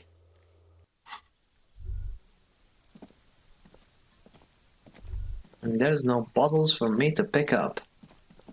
Well, I guess we're done here with the apartments. Interesting. I was kinda expecting there to be more stuff to do here.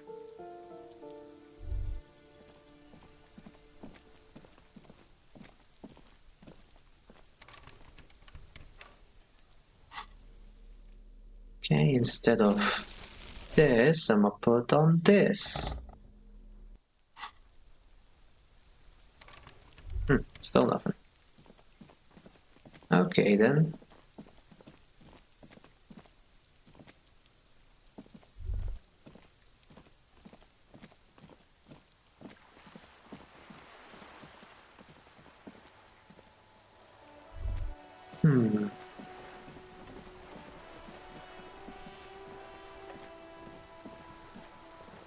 And Joyce is still here, lovely.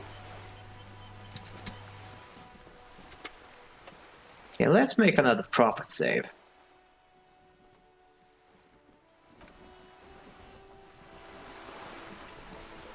Almost been 2 hours. You're back. Good. What can I help you with? Not an umbrella, I hope.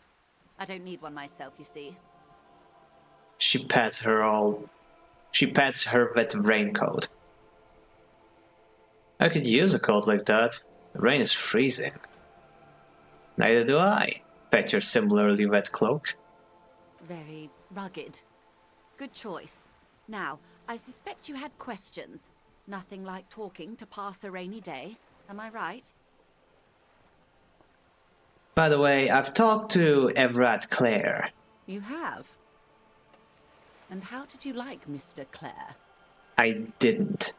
He's a beautiful man, beautiful and just. Everett Clare is a hero of the workers' movement. He is the champion I've sworn fealty to. He's a bloated rainbow socialist. I can do business with him. For a socialist, he's reasonable. He's not the champion I've chosen. I wish to swear fealty to you and the cause of capital. It's not important if I liked him. I was doing my job. No, I did not like him. Oh, come on now. He has his uses. How else would he have stayed in power all these years? Or wait, actually... She answers her own question. Corruption. That's how he's done it. Fantastic, worm-like corruption, reaching into the bowels of the earth. She looks at the ground and nods. The position of my unusual colleague does not reflect official policy. I hope you understand. The RCM does not pick sides. Of course. And I don't expect you to share anything he told you with me. I'm not a corrupt worm myself. However, if you felt like discussing something, how could I stop you? Are we not human? Are we not curious to hear another person's take? It's only natural. We would only be gossiping.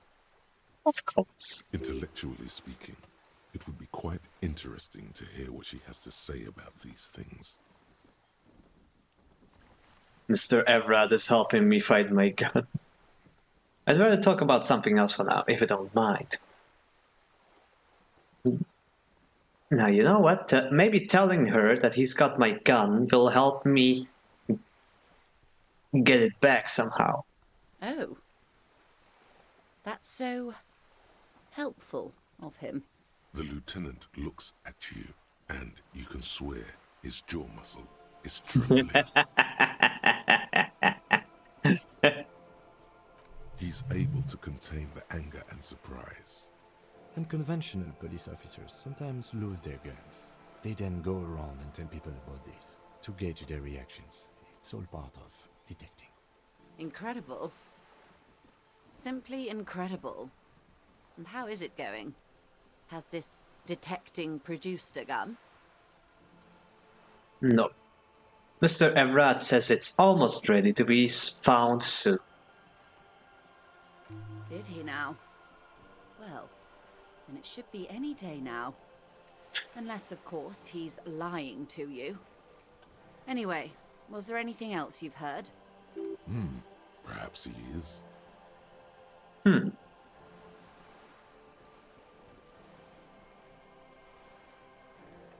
Okay. I know that made Kim mad, but I don't think that's the worst thing I could have said. Joyce is chill. I'm sure she won't gossip about my lost gun, will she? I'd rather talk about something else for now, if you don't mind. Of course, Detective. Should something come up later down the road, don't be afraid to drop by for a chat. Until then, is there anything I can help you with? I've got some questions about reality. More lessons in basic reality? My favorite part of the day. Go ahead, ask me anything. What is a reach for something fundamental? Very high, plus 12 on FinisVT. Nice. What is all of this? The scent, the sound, the air. What world is this? What world? The only one, I suppose. The world of matter. And its pale antipode. The camera of her mind glides over the surface of the water. What do you see? Great bodies of water. Forest-covered surfaces. Clusters of light where the cities lie. You've seen the montage. We all have. This world is enough. She concludes. There is a term of endearment they coined for it in the DeLorean century, when humanity was high on this world, discovering more and more of it, these archipelagos included. What is it? Elysium. They said it! Elysium! Elysium! Elysium! Elysium. The world needs a term of endearment. This world does not deserve a term of endearment. It does. There are those who would call it hell. What is hell? A term of hatred that originates, like many such things, with the petro-fascists. I don't feel like I've got the whole picture yet. Oh, you want a picture of the world? There is no complete set yet, dear. They're having some trouble reaching orbit. How come? Great things are difficult to achieve. For now, we're viewing the world from the inside, sideways. Inside sideways? What shape is this world then? We used to think it was a sphere, but that is beginning to look less and less likely by the day. You wouldn't know it from the tabloids, but the ORG nations have been launching weather balloons into the lower ionosphere since the 30s. Ooh. Wait, so the world isn't a sphere? It's not a planet? But what else can it be if not a planet? ORG, Occident Revichol-Grad. There's a steadily increasing trickle of images. Between the big three scientific contributors, they're piecing together a dark grey corona. A dark grey corona? Yes. Pale covers 72% of the surface. There are grey flares and prominences, even arcs above entire isolas. The images are blurry, but if there was a sphere in there, it certainly looks like it fractured a long time ago. A cold fear seeps into you. Oh my god, wait. What the hell are you telling me? The pale? What do you mean corona? You seem to be spooked. Please don't be. Her voice becomes homely, calm. She lets a moment pass. The pale? What do you mean corona? They say there is a rarefied envelope of matter surrounding the darkened disk of our planet. That is, if we are still living on a planet. Or, to speak more plainly, imagine vast swathes of land disrupted by nothingness. Say this.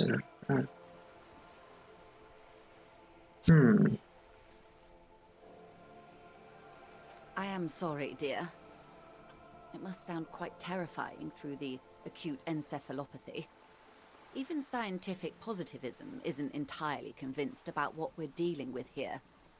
But this is one of the greatest questions of our time.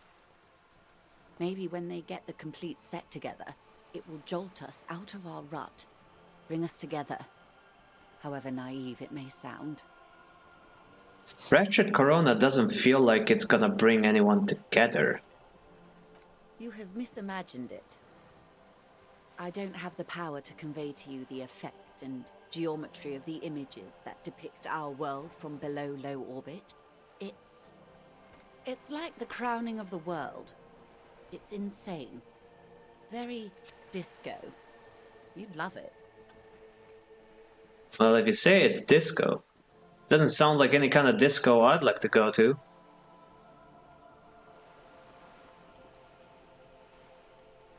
See? Everyone finds something worth holding on to in this world, however wasted its opportunities. Suddenly, you're conscious of yourself standing there, on whatever this all is. Your arms hang down by your sides. The lieutenant observes you both, silently. He adjusts his glasses. You said pale. What is pale? The Pale is not, technically speaking, part of reality. Yes. Also, I think we've had enough excitement for today. We do have a case to attend to. Interesting. Kim doesn't want us to talk about the Pale, it seems. Of course, Lieutenant. Let's try something else.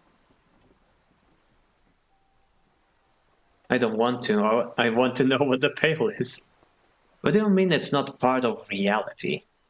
Ma'am, remember you are dealing with a very sensitive and impressionable police officer who is still recovering from a recent medical episode. The Lieutenant's right. Let's change topics. What do you want to know? Anything. I see, okay. Another reason to not have Kim around. Interesting. You could sneak back later when the lieutenant is not here, unless you can convince him to step aside. Volition. Ask Kim to step away while you discuss the Pale. Kim trusts you. Oh, he trusts me? Aww. But no, I don't need to bother him with this. That's all for now. Glad to have been of assistance. The little that I know. Anything else?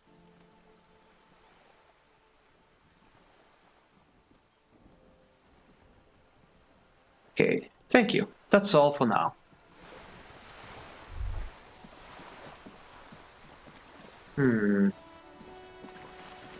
I just realized I have enough money to cover rent. Nice.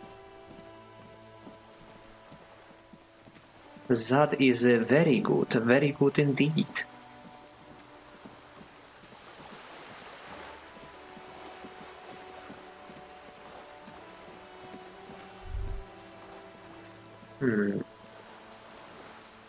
Okay, what do I do now?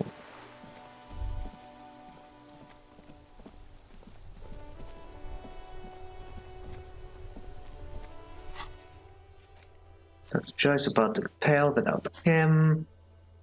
Let's see, do we have any checks I would like to make? Conceptualization. Die coordination. Padlock door. Medium. Cockatoo. Measurehead. Don't need to talk to Measurehead anymore. Cargo container. Cryptozoologist.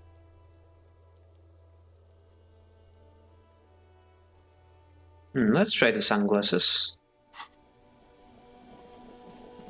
Since we're already here.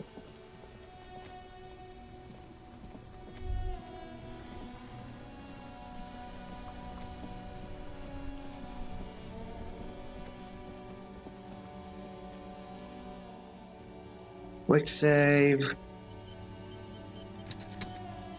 shine on these sunglasses lasts a lifetime, officer. 100% guarantee. So now I need conceptualization of that. The ledger doesn't remove it. I have something that gives me plus conceptualization. Spirit, reaction speed, authority, taxation, reaction speed.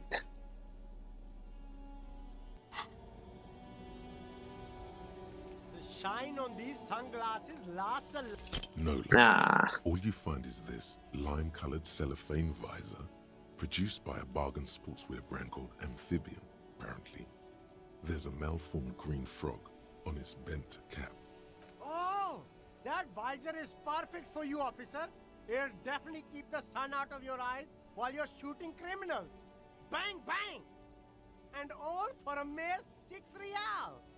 Hey, at least it might actually offer some protection against the sun. You don't like it? Sure, Square Joe. No problem. F9. Nice, I can reload it very easily, very quick.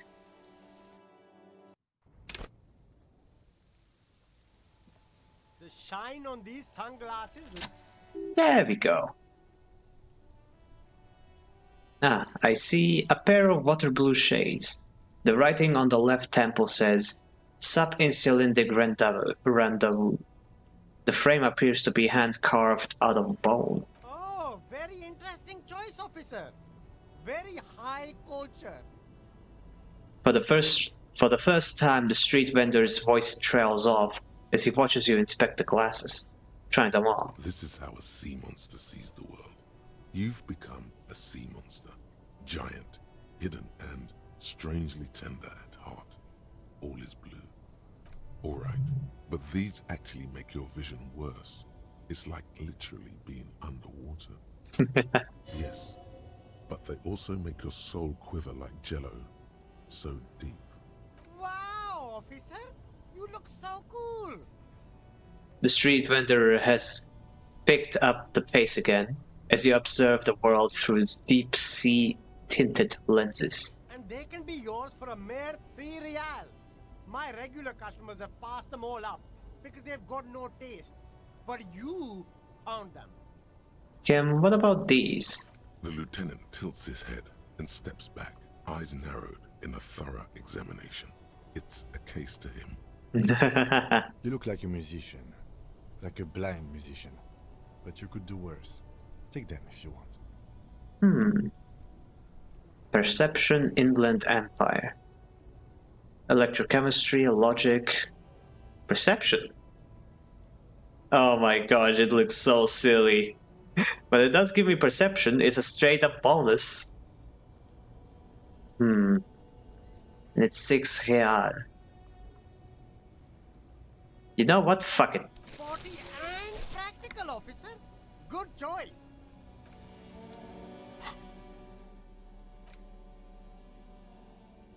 The malformed green frog of the visor seems to keep an eye on your surroundings. A beady, suspicious eye. The lime-tinted cellophane appears to be poorly molded. The imprint says, made in Safre. Oh, it's so silly, I love it. It is so silly. The big city. You keep coming back. That's good, officer. Keep browsing those clothes. Keep saving that economy. You see 2 lowly, defeated speakers. Thralls. Slaves, basically. Perched atop them like conquerors surveying the land. A pair of found, durable wear sneakers. Ultra serious. I can see you've a taste for luxury, officer. Can't keep your eyes off those sneakers? Inspect the sneakers. A pair of found ultras. The design is impossibly sleek and simple. A futuristic silhouette with a sleek monochrome colorway, a jet black upper, and a silver-lined midsole. Those sneakers, mister. Those sneakers are the latest found sneakers. Super air, super fine, super cool. Only 50 real. 50? That's like 2.5 rents. Only? That's madness. This is Sparta! Fun Ultra. We're the future. You remember the slogan from some magazine? Plus reaction speed and hand-eye coordination minus encyclopedia. Inspect the sneakers. These once respectable speakers have been conquered, reduced to a mere prop by the indomitable found ultras atop them. A small heat emboss on the veneer reads, Solidarity Aid from the People's Republic of Samara. The speakers themselves don't seem to display any magical qualities. No, don't look at the speakers, officer. Look at the sneakers. The sneakers are the stars here. But I already looked at the sneakers. Then look at them again. These are the premium lifestyle sneakers, officer. The best on the market. These once respect a small... No, don't look at the speakers, officer. Look at the sneakers. Poor The little sneakers. speakers. No, don't pity them, officer. These are old Samaran garbage. Don't even look at them. Check out these super cool, fun ultras instead. Samaran trash. That sounds like they're from the Samaran People's Republic, produced under the dictatorship of the proletariat. Can't I just buy the sad, conquered Samaran speakers? No way, officer. These aren't for sale. They're bad speakers. Lo-fi socialist junk. Lo-fi? Somebody's got something against lo-fi beats, huh? But I need some speakers. That's why I want them. I think I might be lo-fi socialist junk myself. You're right, I don't have the time for junk. I lead a luxury life. But I need some speakers. Well, if you want them... He pauses for a moment, calculating. But see, they are the pedestal for my sneakers. If I let go of the speakers, where will the sneakers go? I can't leave premium lifestyle sneakers on the ground. Leave them on the box? If, on the other hand, you wanted to buy the sneakers too, I could maybe throw in the speakers for little extra. 50 cents? Now we're talking. Still, I don't actually have the finances for those sneakers. That's unfortunate.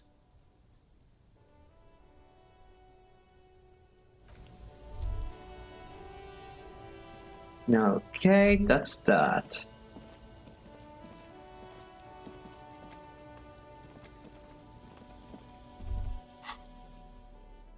Wait. There was something. Ah, there it is. A silver grate. A gateway to the river of filth.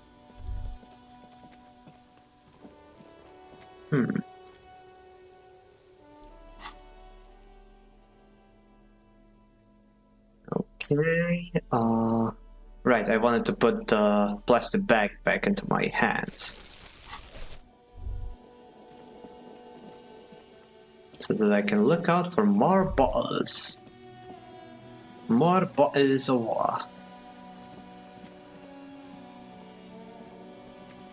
A rusting control. This panel usually... Hold the lever again.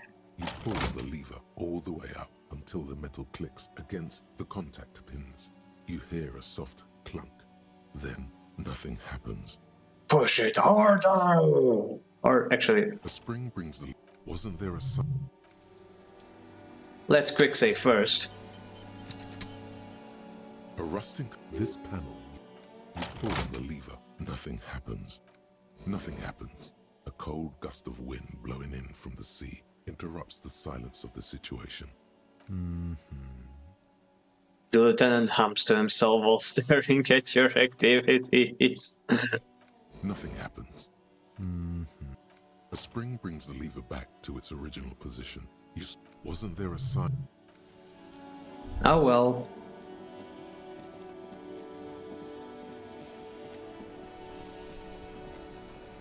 What else is there for me to do right now that I think about it?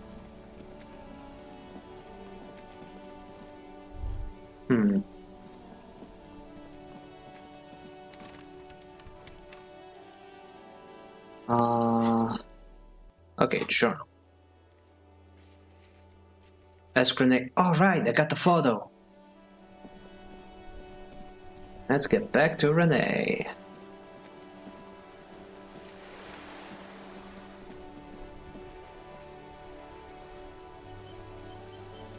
Hello, Governor. You're still waiting for a replacement for the bull you sent sinking. Renee, I found your guard booth. Yes, the Debardeurs Union pays me to stand vigil during the nights. Not out of any political allegiance, mind you. I'm an old man. Don't sleep more than a few hours every night anyway, and money is tight. He adds with a sly sigh. He feels like he has to justify himself for some reason.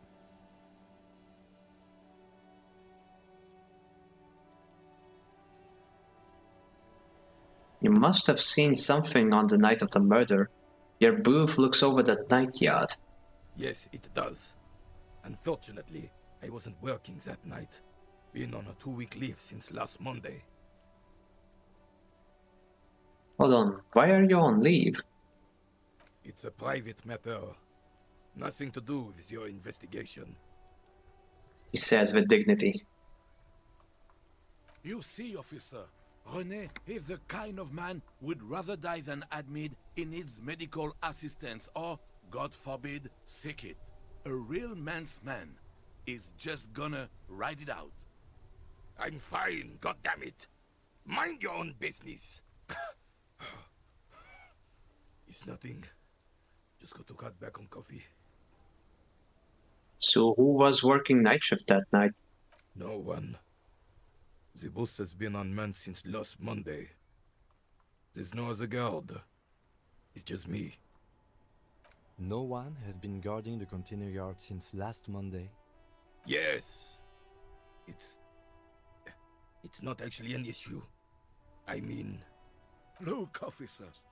The container yard doesn't actually need a guardsman. Never had one before René. Monsieur Claire had that booth built specially for him. It's mostly decorative. Mostly decorative?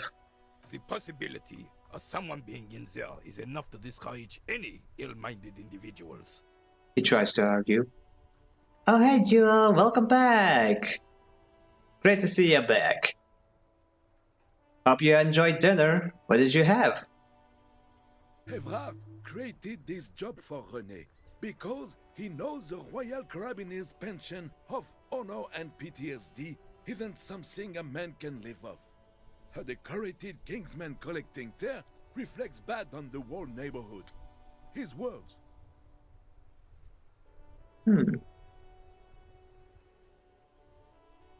Everett gets it.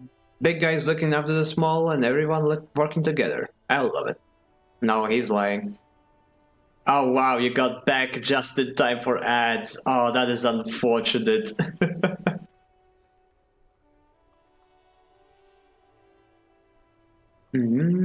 Oh, just rice, lots of veggies, soybeans, eggs, etc. Lovely. Yum yum yum. I love eggs. I'm something of an egg myself. I mean, what? Who said that? So weird.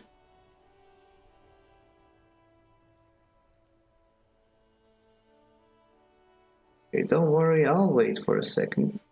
I gotta get some... Gotta refill my water anyway, so I'll be right back.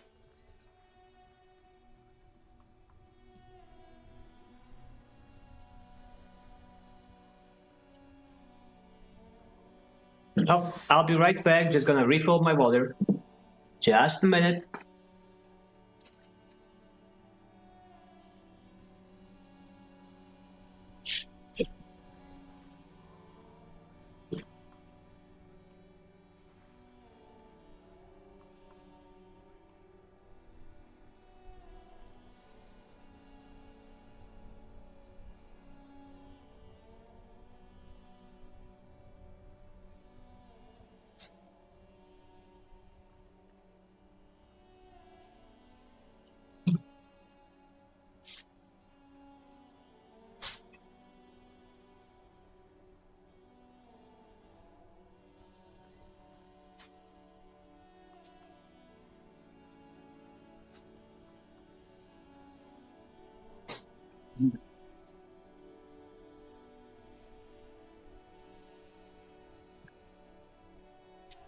Okay, I'm back and got some lovely water.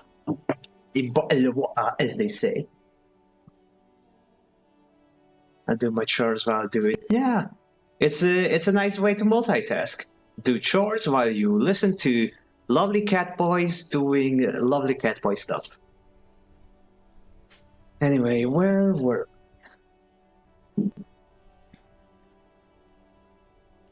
Hey Alexi, what's up? Welcome to the stream, glad to see ya. What's up, girly pop? Okay, let's get back to this. Such dependency only weakens a man further. Do or die, there is no middle ground. That's harsh. Renee is but one man within the program. Get all the elderly back in the job market, keep folks motivated. The elderly shouldn't have to work, if you ask me. Unless it's what fulfills them. Renee should rent out his services, invest the profit, get more guys, expand and repeat. Wage work is a dead end. Thank you for the hat pats. Much appreciated. Meow. There's absolutely nothing wrong with tear collecting. It's my side thing too. Proudly hold out the tear bag. Oh, I didn't mean to imply there's something wrong with that. I do it too. Everyone does it. It's an excellent side thing. Yes, yes, yes. Can we conclude the topic of my guard boost now? No, we cannot. He's not going to become an entrepreneur. I saw a picture in there. You were in it. You looked happy. Who's the girl? She is nobody. This is none of your concern, and I refuse to discuss my private affairs with the RCM. The lady is Jeanne-Marie Beaulieu, and she sure as hell wasn't a nobody. Gain experience, plus 10. Nice. Got it, thanks. Yes, yes. Like I said, it would be up anyway, so might as well keep an eye out. It keeps my senses sharp. So a statue about Felipe III. Ah, yes! King Philip III, on his steed. A reminder of what Revachol once was. The guy who drowned in cocaine? Yeah, sure. Oh, absolutely. Smiles. At the mercy of a cocaine-snorting tyrant who emptied the treasury so he could sleep on a bed of gold. Exactly. My thoughts exactly. A superpower, feared and respected. A testament to what this country can be under the leadership of a true king. Someone who knows how to rule. How should a true king rule? What was that about cocaine? Decisively, without fear of offending the sensibilities of the frail and weak-minded among his subjects. This is something the insurgents never understood. Seems to me a leader should take care of people before himself.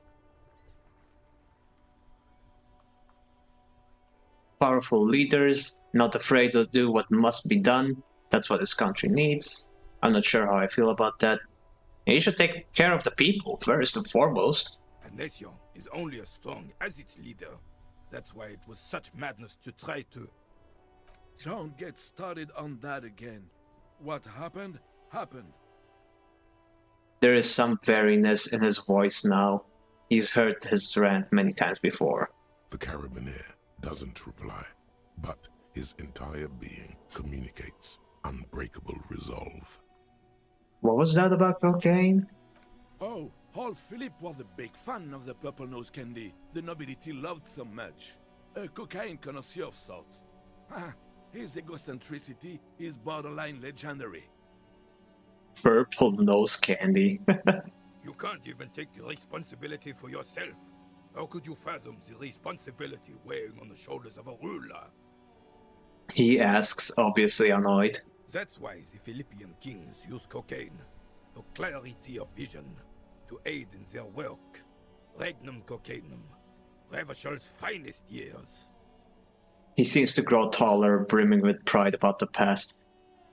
How hard does a man have to cope to justify the kings doing cocaine as some sort of virtuous thing?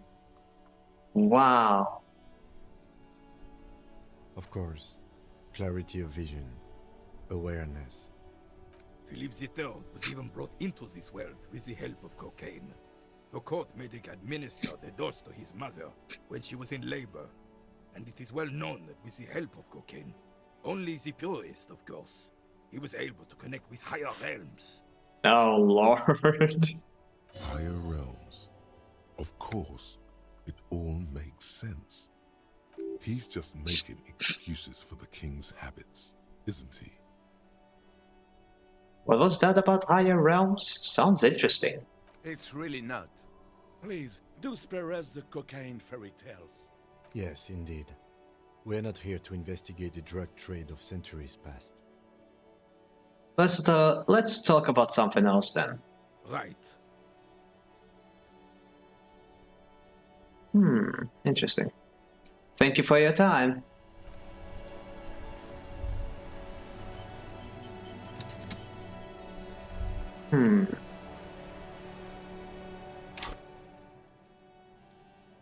Two skill points, but nothing to put them in.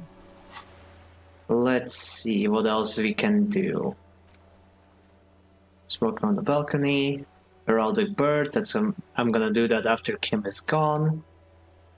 Find the weapon. Wash off the death smell. Send the victim's body for processing. Oh yeah, the borscht.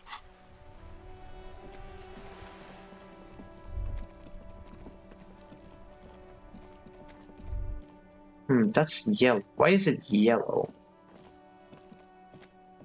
It was all yellow. As they have ever been. A bit more worn, perhaps. Oh, right. It's that thing. A crime scene. I'm back. Oh, didn't realize you were gone. You were actually like doing your chores away from the stream. I figured you'd be doing them at the same time. Now that's fine. Welcome back. We just talked to some odd people, and now we are going to investigate the borscht, which is apparently some kind of food.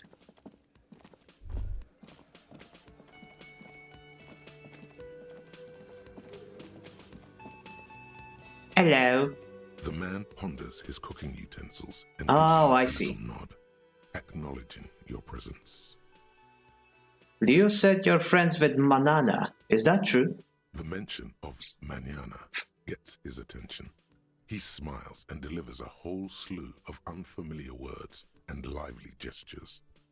Then he falls silent again. They're friends. You're friends. Nice to see. What's in that borscht that you're making there? Point to the large pot. The man says a couple of sentences in that strange language of his, and then seems to wait for you to speak. I'm pretty sure he asked you a question. He doesn't know your language. You can just say something cool in return. Mercury rising. Run your fingers through your hair.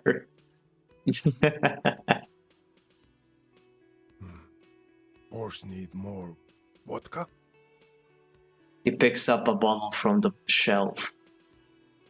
Okay, so it's vodka that keeps the men happy and in good spirits. Clever move by the Union. Oh. Of course, vodka. Now that makes a very, very special borscht indeed. Turn it up and then ask for some yourself. Turning it up seems like a dangerous idea, honestly. The place is a powder keg. Yes, not and turn the fingers clockwise. Turn the vodka up. No vodka. Turn your fingers counterclockwise. Cut it. I'll leave the cooking to you. I have business. Now, honestly, this is manipulation. So we should probably not be doing that. No vodka. Cut it. The cook gives you a long, disappointed look, then turns the stove off and seems to wait for you to speak. Nice. Gained even more experience. I don't think I need anything else. Stay masculine, buddy. It's always funny. Okay, quick save. Let's see if we can do anything with the door. You see a heavy No, stone. we cannot. That's sad. It'd be nice if I could just at least kick it in or something. Can I help you? He arches an eyebrow. About my bill for the night. Got the 20 real? Yep. 20 real for the night. Good. You got the room for the night, but remember, you'll need another 20 real tomorrow. No worries.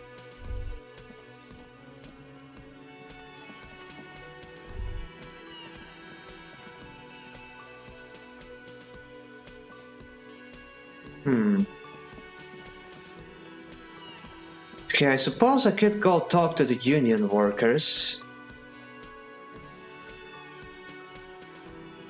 I am curious about them.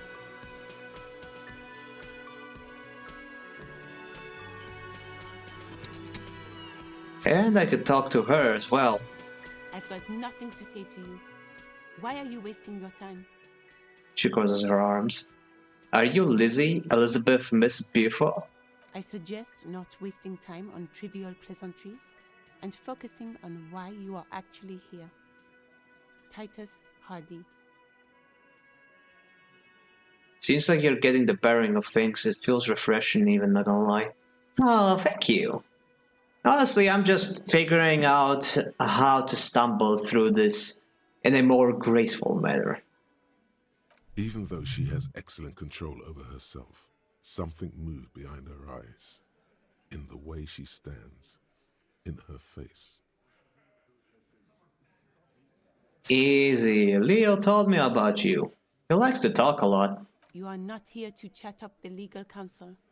You are here to question these men. The grace of a cat. Aww. Little old me. Maybe we'll talk later. Okay, let's see what this is. It's a bowl, there's spit in it, reeking of tobacco.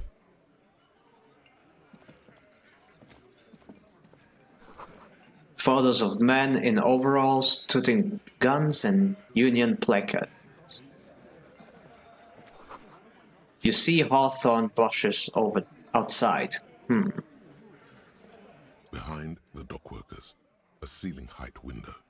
The hawthorn branches scrape the glass like bony fingers.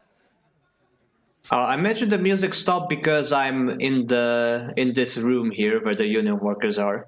It wants me to hear their chatter and stuff. Anyway, it's not time yet. Time for what? Squint. There's a little slide panel up there to let some air in. No need to open it in spring.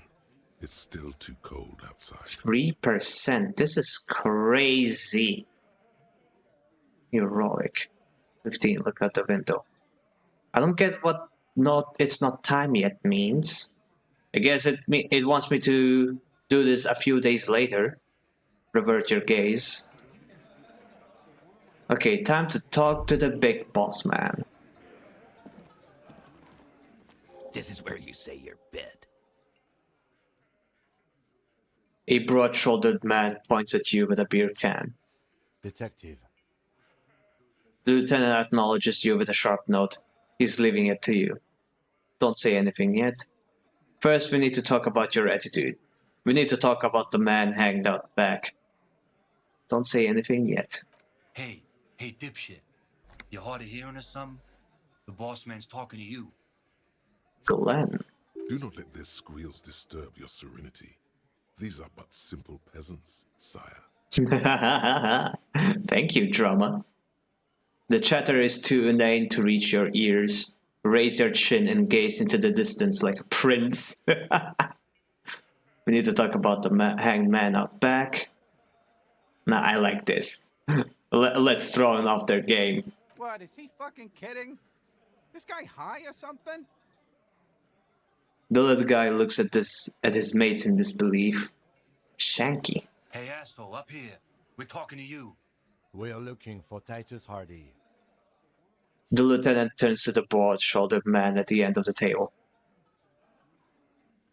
We need to talk about the man hanged out back. If you ever play a similar game like this, you should play Detroit Become Human if you haven't played it, of course. Oh, I definitely plan on playing Detroit.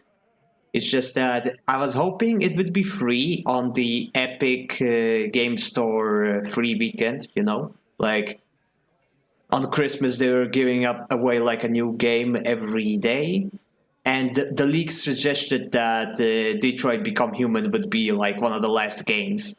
But it turned out to be incorrect. Instead we got Total War 3 Kingdoms. So that pushed the game a little bit down on my list because I don't actually have it. But eventually I'm definitely gonna play it. It is definitely my kind of game. Like I'm a huge fan of Telltale, you know, Telltale games. And Detroit is pretty much the same genre, so I'm definitely gonna play that eventually. Okay, first we need to talk about your attitude. Wow. The RCM sent us some big dick cops. Real big dick cops. Look at them. Reckless. Swinging in the wind. Yeah, look at the big dick on that cop. Can't tell a dick that big what to do. Must be something in the water in Jamrock. He says thoughtfully. Detroit has more action than Disco. Oh yes, I am aware. I have seen various scenes from the game, some gameplay sequences, and especially everybody knows about 28 stab wounds. They want to give him a chance, huh? Yeah, gave him real nice big dicks. Yeah. He wraps it up. Man, for strong, straight white men, you guys sure like talking about dicks. You might want to start asking your questions now. It's not going to get better than this. Oh, I got the thought finished. Nice. Also, who is the Union? Just a little confused. The Union are like, it's a union of dock workers. Like, you know, a workers' union, that kind of thing. We got unions in real life as well. You might want to... Alright, that's what she said. Do a head count first. Connect these men to the tracks you saw in the yard. Chances are they're going to match. No, not communist union, just a union. Like usually workers' unions are like, you know, when you unionize, that's like workers get together to make up their own like independent organization that supports and protects their rights in case of companies and or other corporations, you know, doing shady stuff. That's what a union is, from my understanding. Like, you've got corporations, and then there's unions. And the unions make sure that corporations treat the workers that are part of that union properly. It's basically just workers banding together. Okay, let's get back to this. Scan the room. Starting from the right. Boot size 44. Blonde man. In his 30s. Overbearingly masculine. Sitting on his right. Standard working boots. Size 45 or 46. Eldest in the room. Probably mid-50s. Smoker. Quiet. And that pretty much... This pretty much confirms that they're the guys who hanged the body, because those are the exact footprints we found in the mud. And so, this is the dock union you were talking about, your suspects, no? Yup, these guys are my main suspects. And I'm like 150% sure that they at least put the body in the tree. Not sure about them being the ones who shot the body, but yeah. They at least did the manipulation with the body. Across, at the other table, hobnailed working boots, size 43, gang tattoos, Mesk or Sarah Mauritian, in his late 30s, early 40s. He spent his youth in Villa Labos, a housing project in the Jamrock quarter. There were incarcerations, Hard to say what else. The ink is fading. And then, standard working boot. Steel reinforced toes. Size 46. The big dick. Wide at the shoulders and lean at the hips. Rugby cap. Fingerless gloves. And numerous scars. A little under 40. The emblem on his vest says Rowing Club.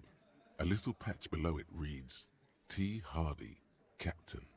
In the far corner, standard working boot, steel reinforced toes, size 44, 40-something, non-alcoholic beverage in hand. You squint. Is that a plectrum? And the little guy? Wait, where? On his neck. Forget it. It's not important. What's plectrum?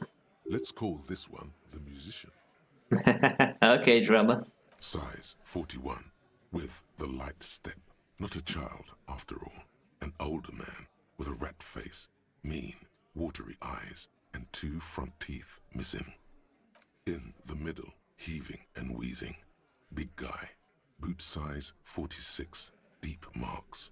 Probably carried the victim over. He, alone, is 130 kilos. Add the man in armor, and you could easily exceed 220. Fat Angus. In conclusion, these 7 are the actors on the crime scene. The footprints were theirs, but there's a discrepancy. One of them is missing. The odd soul. Exactly. You've stood there for about 4 seconds, not saying anything. Hit them with questions. Where's the 8th Hardy? Interesting. The fuck is with you, fella? Titus is staring at you with his head tilted. And I like that the game just straight up tells me, yep, those are the guys. Sink 'em. I found 8 sets of footprints, but there's only 7 of you. Where's the 8th Hardy boy? What are you talking about, madman? There's no 8th Hardy boy. There's 7 of us and we're all here. He sizes you up. Or what? You want to be the 8th Hardy boy? We ain't hiring. He shakes his head. Actually, boss, we've been talking and we think she could maybe... She?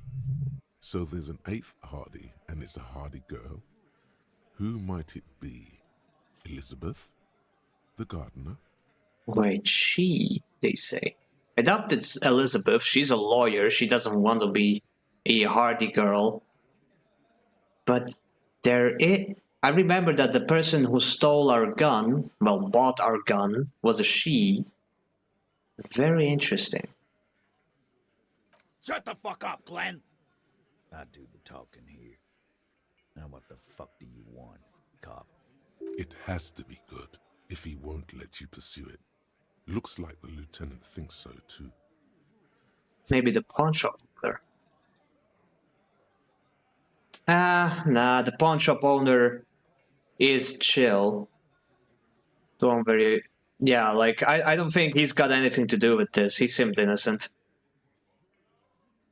Besides, he's lying. I don't think he can really walk out of the store and be a very physical kind of guy. He has to be good if he won't let you pursue it. So let me get this straight. There is an 8th Hardy boy. It's a she, and you don't like us talking about her? That's right. We're not talking about this. This is a private Hardy Boys matter. Nothing to do with your shit. In. He points at the lieutenant. You're not cops here. Don't go digging around if you don't want a bullet in the back of your head. I'm watching you. I'd welcome you to try. Would give us enough probable cause to arrest you on the spot. Good. We are all watching each other. Officer, your question. The man hanged in the backyard. Did you do it? So, you're not just here to swing your big dick. You're here for the pretty boy. A real looker, that one. Stinks like shit, too. They love him, boss. Spend all day digging around in there. Can't get enough of that pretty boy smell. Funny. but my partner and I have a serious matter to discuss with you.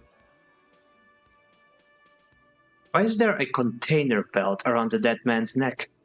Container belt? Like we use in the harbor? Yes. Because we took it from the harbor where we work. Then we went out back and used it to hang him. Wait, what? They just admit it? They just straight tell me? What the hell? Huh. We did this. Together. All of us. Until he was dead. That's why there's a container belt around his neck. Oh, wow. There's a catch hidden somewhere. He didn't confess so that you could take them all away. It's too simple. Uh-huh. So you just confessed to a murder. That's it, the game's over, we got the perpetrator. But there's a catch, isn't there? There is no catch. These 7 honest men have all equally come forth to tell you what happened, so that you don't waste any more of your time. All 7 together. They're diluting responsibility. It's an anti-arrest tactic. You murder them just like that. No remorse. How many people have you sent to the Shays? Ever felt remorse for them? Depends. Chaise électrique is the method of capital punishment in Revachol under the Coalition. During the suzerain's reign, it used to be the firing squad. Or send them to Reunion to rot. For 20 years. For life. He says it as if it were worse than dying. And Reunion, what's that? The River Esperance Correctional Facility, a military prison run by the Coalition, dubbed Reunion by the inmates. The origin of the name is unknown.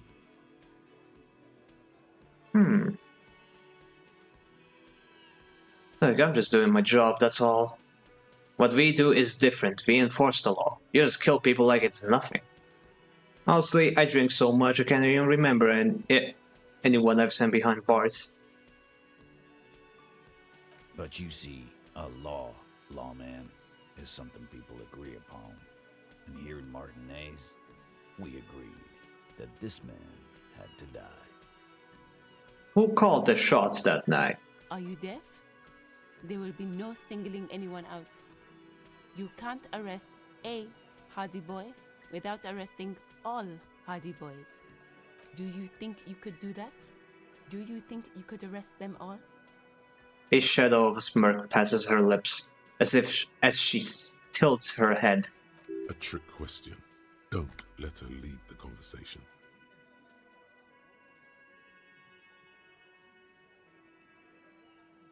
I don't have to. One of them was more complicit than others. That's for the courts in Les Jardins to decide. Not for the officer making an arrest. Which we all know you won't be. What you can do right now is go back to your station and write a report. No. We'll stay here and discuss what happened that night. When did this hanging incident occur? You don't have to keep answering his questions. The fixer turns to remind Titus. I know, Lizzie. Relax. We killed him last Sunday night. Seemed like a good way to end the week. How long had you known the victim? Known him? We don't associate with scum like that, asshole. Yeah! Who do you think we are? Quiet. He came around about 3 weeks ago when that Pines cow first sailed into town. Happy? Oh, they mean Jolie, I think. Joyce, that's her name, right. Came about 3 weeks ago when Joyce first came here. By the Pines cow, you mean Joyce Messier? A representative for White Pines? The same company you are striking against? No. I mean the Pines cow. The stupid-ass cow they sent in to fuck us over. But you know what? He rubs his chin, pretending to mull it over. Why don't you ask her about the pretty boy? I'm sure she has interesting things to say when you ask her hard enough. That's enough insinuation for today, Titus. officer. Your interview is drawing to an end. Don't waste your last questions. Why did you kill him? How did you kill him?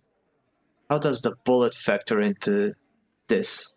Okay, let's ask why, and then we'll ask about the bullet. Or let's ask about the bullet first. I don't want to miss this. Or first, I'm going to ban an annoying little fucking bot. Be gone, you waste of virtual space.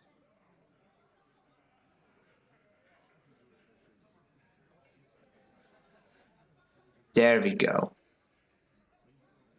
A bot just entered the chat and tried to be annoying. I banned them, no worries. I was just doing something and I heard be gone. Alright. Yeah, a bot entered the chat and tried to advertise some bullshit. I banned them. It's fine. I'm just investigating these guys.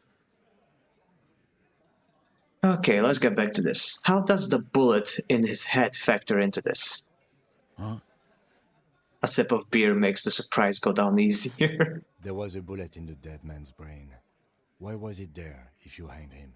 How the fuck do I know? Anyone could have shot him. Target practice, maybe. Another sip. He's tight-lipped suddenly. Interesting, sire. It's as if he's lying to protect someone. He's not very good at it. This line of questioning is over. You got the cause of death already? Hanging. If there's any post-mortem trauma, it's your problem. This will not turn into a cross-examination. Why did you kill him? Why? 'Cause he was worthless mercenary scum. And he stepped out alive in my town. So he was a mercenary, that's it. And he stepped out of line. He repeats, jaw clamped shut like a vice. What kind of mercenary?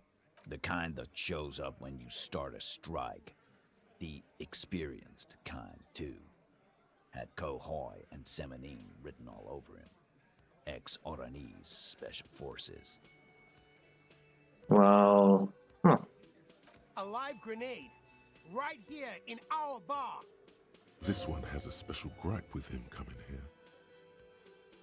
I can't prove it, but I know he was sent by the Wild Pines. They hire merc shit like that. Story of every strike from here to Samara. I mean, that's how they describe it. Hold on, do you even know he was in Special Forces? Cause one night he walked straight up to the mic and said, "I'm Oranese goddamn Special Forces, and I'm gonna fuck you all." Really? Yeah, really. Had a gin and tonic up there, sang some Oranese paratrooper song, and said he's gonna fuck everyone. We couldn't believe it either, but he fucking did, right there. Like some kind of animal. Sire, the tale is true. This is a serious violation of the karaoke code. The karaoke code, how dare he? Maybe he did deserve it. Who knows?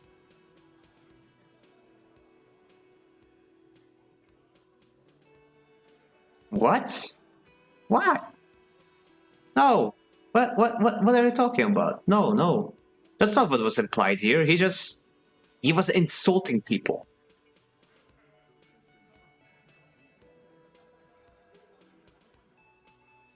Right, but what did he actually do wrong? Wrong? He harassed women, Oh. raped one, harassed workers, threatened to kill some as a warning. Oh, okay, so he did do some... He did... Huh. Yeah, but like that's not what was... The what he said at the karaoke, that was like an insulting way. That had nothing to do with this, I imagine. I mean, he wouldn't be saying that to the guys then, would he? From rape to harassment to threats of violence. Why the strange de-escalation? He regrets mentioning it. Hopes you didn't notice. Oh, interesting. To kill us all, if we don't open the gates, if we don't let the scabs in, if we don't bend over. And that was before he started coming here.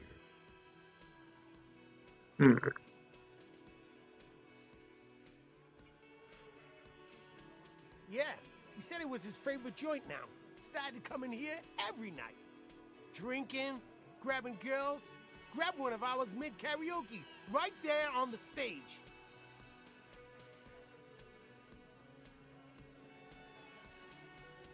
Maybe. We know that the 8th Hardy Boy was a woman, and she's not here right now.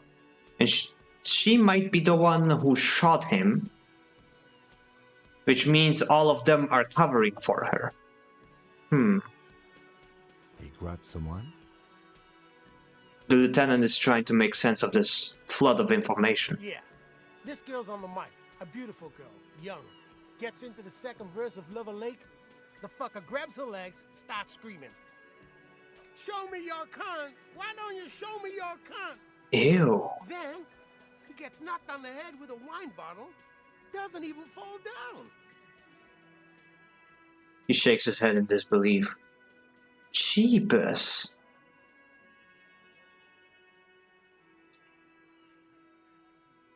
Was this the same girl who was assaulted, you said? Aren't you fucking listening? My man is talking to you. He took care of it.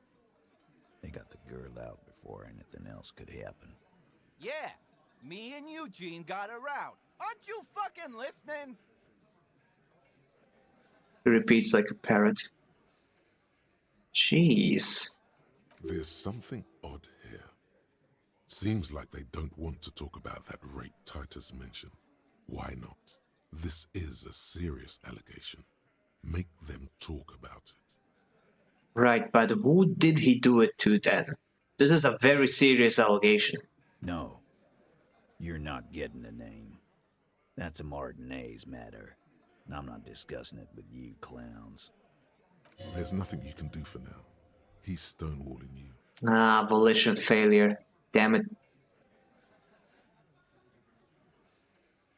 Okay, how did you kill him? We hanged him up by his neck until he got real still. Wasn't that obvious, copper? Didn't they teach you anything at the cop school, idiot? The autopsy showed there were no ligature marks. His hands were not tied. Can you explain that?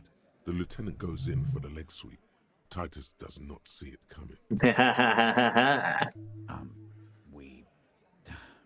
Look, I'm not gonna play 20 questions with you, capo. I'll say it again. We killed him. Yeah, I knocked him out. Came up behind him and clapped him in the back of the head. He went down like a sack of sand. This is starting to feel like an Ace Attorney cross-examination. You just keep pointing out contradictions and they keep up coming with new excuses. That's right, lawman. And then we hang the fuck. Make them a bit more uncomfortable first. Then see if it all adds up. Ooh.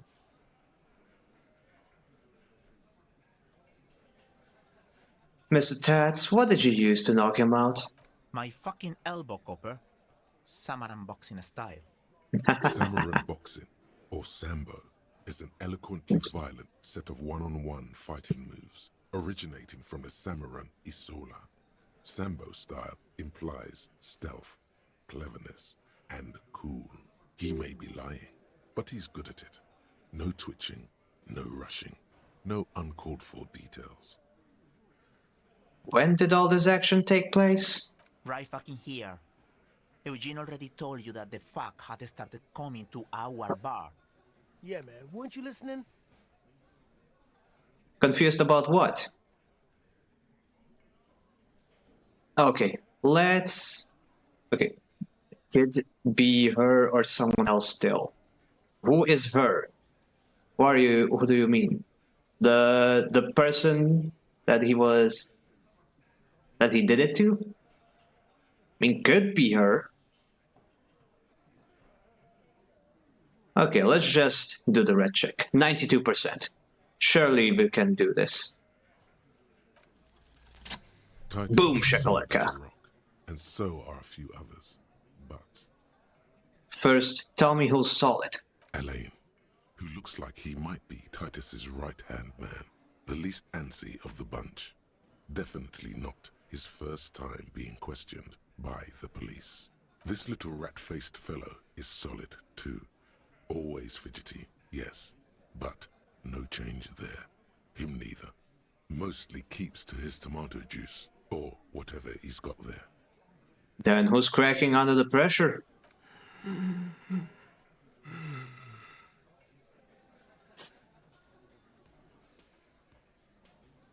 Oh, I didn't say it. This one. He's sweating profusely and has difficulty breathing. They've smartly kept him out of the conversation thus far. Definitely the weakest link in the chain.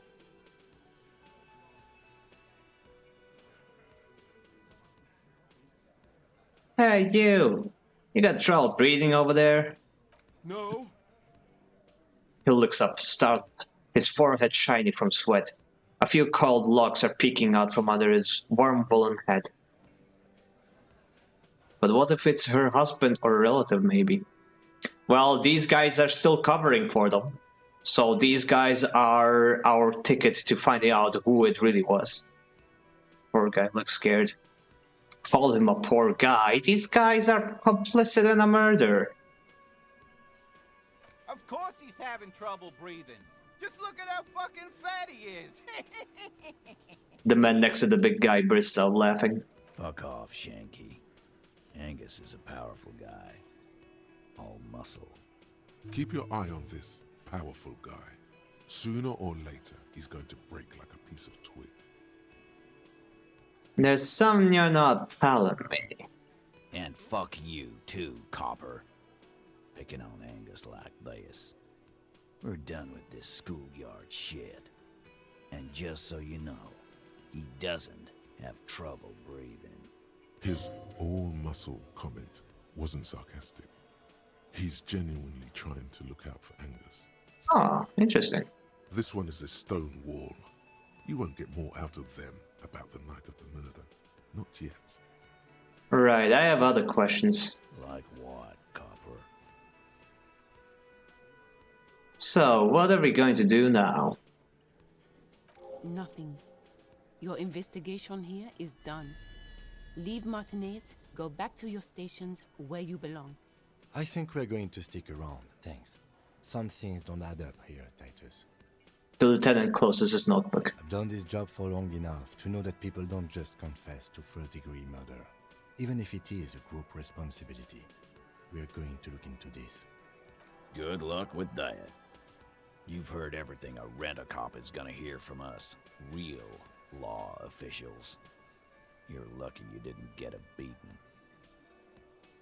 What even made you suspect that it was the Union again? You were basically on point with the suspects. Well, the conversations before that, like all the footsteps and stuff, they all pointed towards the perpetrators being a group of Union workers. And the belt that the guy was hanged by was a Union grade, like a harbor belt, steel reinforced and stuff like that. Like you can get that kind of hardware anywhere else than the harbor. And then there's also the motivation. Who here would have a grudge against a mercenary other than the Union, who don't like that kind of enterprise? Yep. And then there's just how unfathomably shady these guys are. But I'll admit, I wasn't expecting them to just walk on up and say, "Yes, we did it." I thought they would make it a bit more difficult, right? Talk about the hanging again. You still haven't explained the bullet I found in the dead man's head. Establish authority. Still haven't explained the bullet. You still on about that bullet? A bullet in a hangman's head. You're right, Copper. That is mighty curious. Indeed, mighty. How did it get there? The lieutenant is fixed on Titus. Well, there are so many bullets in the world, and so many heads. I guess it's only logical. At some point, one of them bullets had to end up in one of them heads. It's bound to happen again, you know? Just statistically speaking, of course. Sire, it would be an event most dramatic if you were to produce the bullet and dangle it before their very eyes. I mean, it would be dramatic, but I fear he might snatch it away from me.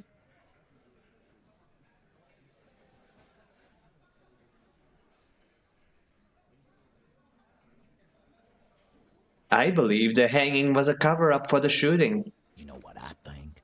I think he was shot in the head as a kid, and his brain grew around the bullet. Around the bullet, man.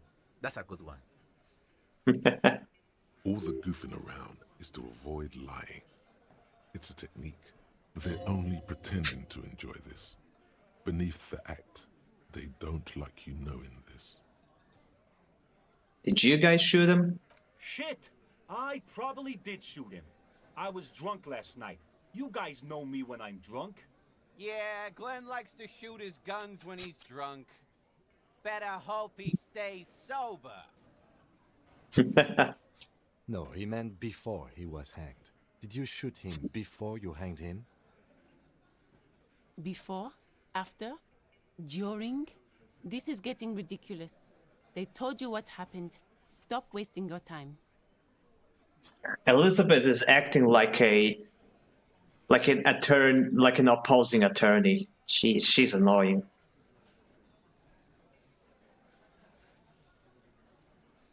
Okay, don't worry. Figure it out sooner or later. Never been worried in my life, lawman. He crosses his hairy arms, having forgotten his beer for a moment. Why is Elizabeth so aggressive? Because she's on their side. She's trying to protect their interests. They definitely rehearsed all of this before with her. And yeah. Also, on the last stream, we talked to the union boss, like I said. And it turns out that Elizabeth is actually a lawyer. She's just like undercover as a union worker. On the first day, she was actually keeping an eye on us. She was acting all innocent, like just a gardener. And it turns out, nope, she has been spying on us. So yeah, she's double, whatchamacallit? Two-faced, yeah. It's not like you blew it wide open, but there's a little crack in there, somewhere. I'm going to take off now.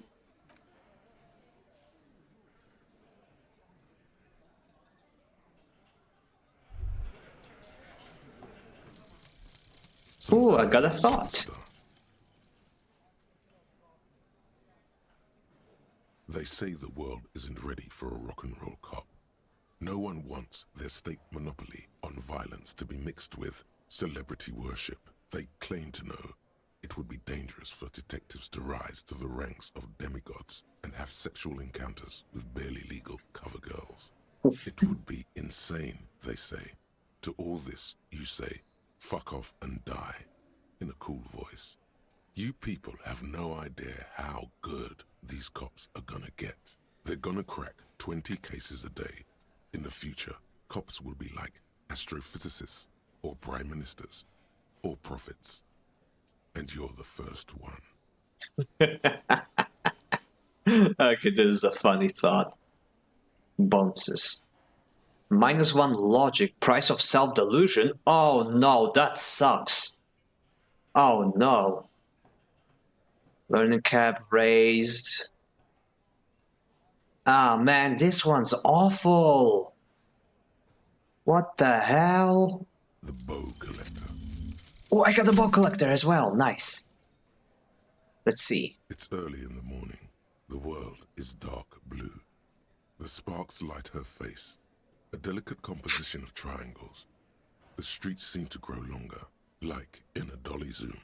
And there's something in the air as you stand there and wave back at the shapes growing smaller and smaller. Something that has always been there. A great see-through world. The tenderness you feel. The ghost of Revachol between you, carrying your signals. The holy messenger. Bonuses. +3 shivers. Third presence. Okay, now this one is great. A +3 to a stat? And no minuses, no caveats, no catch? This one's great. Yeah, but the superstar one is awful. Gonna have to replace that. Remove it. Yeah, remove it. And put something else in.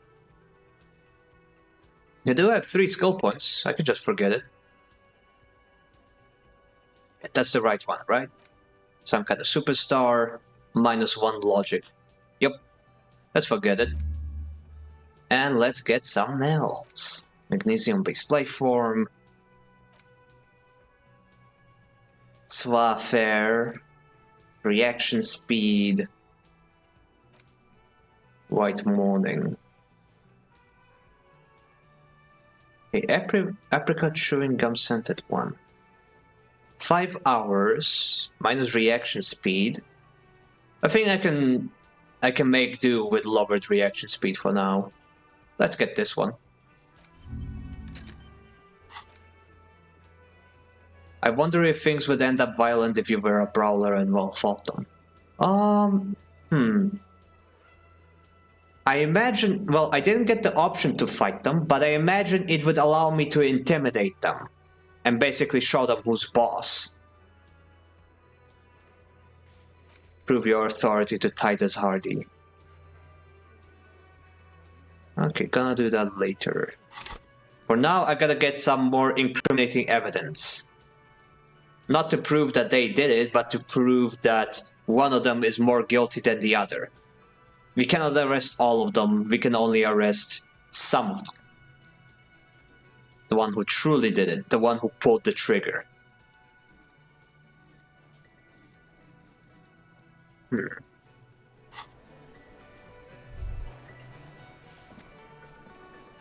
Okay, we're gonna let them be now. Unbelievable. Quick save. What, you got more to say? I've got nothing to say to you. Why are you wasting your time? Are you the Hardy girl? I am not. She says dryly. You could be, Liz. You could be anything. You could even be a model. Even a mod? Glenn, I went to law school. I am an attorney. Yeah. I almost got under her skin. Seems she might actually be fond of these guys. Yeah, maybe we'll talk later.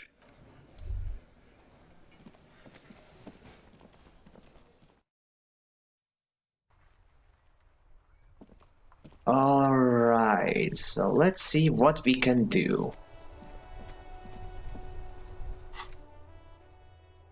Map. Centralization. There's one thing I wanted to do. Samaran Butter. Visual Calculus, medium.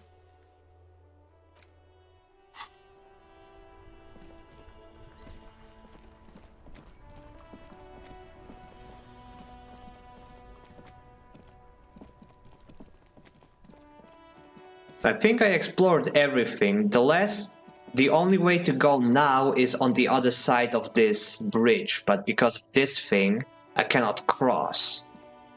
A crumpled billboard reading, Samaran Butter. The sign billboard has fallen on the waterlock, keeping it open. I need higher visual calculus to figure this out. Quick save. Let's level up my visual calculus, since I do have a skill point. And now we can check it out. The sign billboard has fallen on the waterlock. Judging by the size of the impact and the parallel lines of burnt rubber, the cause was probably a motor vehicle. Oh. These look like the same tire tracks I saw earlier, in front of the whirling rags. Look at the crater. Side slip marks indicated that the vehicle was traveling up the crater at 35 kilometers an hour. Whoa! The car that broke the fence near the tavern, near the inn, it's the same vehicle that's speeding through here. Look at the roof of the shack. The black marks on the roof indicate that the vehicle vaulted from the crater to the roof of the shack. Look at the sloping metal roof panel. The panel served as a takeoff ramp. Look at the broken posts. The vehicle soared through the air, hitting the billboard and upsetting the posts. Then it continued its flight, taking the billboard with it. Look at the sign. The sign broke the vehicle's fall into the canal.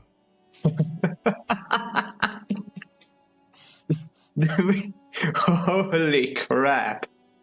Whoever this was, they were beyond lucky. The Samaran Butter billboard still looks freshly painted, suggesting it took the plunge recently. How recently? Within the past 72 hours.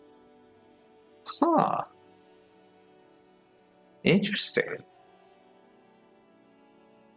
So, around 1 day before we woke up in the tavern the first time, the day before the game began. Okay, I have a funny little theory. We're a cop, right? We had a badge, we had a gun. Who's to say we didn't have a car? And who's to say this wasn't us? It would be in line with our drunken berserk rage, wouldn't it? That'd be funny. Okay. Look at the opposite bank. Still speeding, the vehicle made a loop and vanished into the fog along the coast. What was the model of this phantom vehicle? There are two good candidates, the Caprice 40 and the Linear G22. Oh, ads. Again. Oh well. I'm gonna wait again until the ads are over. I'm gonna get some water in the meantime.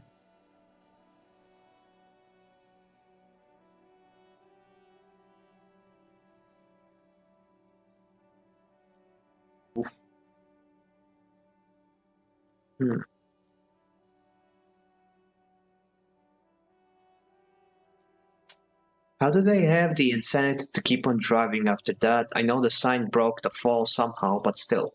Ooh, I have returned from lunch. How's it going? Hey, Rand. What's up? Great timing. We have stumbled upon a very interesting theory. A very, very interesting theory. We have just figured out that there was a car. Wait, you remember the car that broke the fence, right? On the first day we investigated it, it like broke the fence and then drove off. Well, we found some more tire marks. Turns out it broke this. It smashed through this billboard, like imagine you're playing like Need for Speed or something. Like you jump off, your car jumps off a building, it smashes through a billboard, and you just keep on going. Yeah, that's exactly what happened here. Like this billboard, and the car just kept on going somehow. And so I have a theory. Yeah, it's not too far away from the crime scene. Like the car started off at the tavern, at the inn. But yeah, here's my theory. We're a policeman, right? We had a badge, we had a gun. Who's to say we didn't have a car? And a car that was perhaps parked at the inn we were staying at. And now we woke up. No car, no badge, no gun. What if this was us? What if we did this? We also found out that the tire marks are as old as 72 hours, which is like about 1 day before we woke up, before the start of the game. Yeah, there's a very real possibility that we did this. We went on a joyride. Kim says he has one. I do believe it's implied it's a job car during the cop radio inside. Yep, it's definitely a police vehicle. I am very curious to see if we... Oh, that'd be funny. A joyride or... a daredevil ride. We got drunk, despair, pawned off our gun. Yep. Probably some of those things. May or may not have been in that order. Okay, why the Caprice 40? It's about the right size. And the tire marks look like they came from the skinny tires frequently found on that motor carriage. The Caprice 40 is a very popular model, with bank clerks, topping pie delivery drivers, secondary school teachers, cops, strippers dressed as cops, undressed strippers.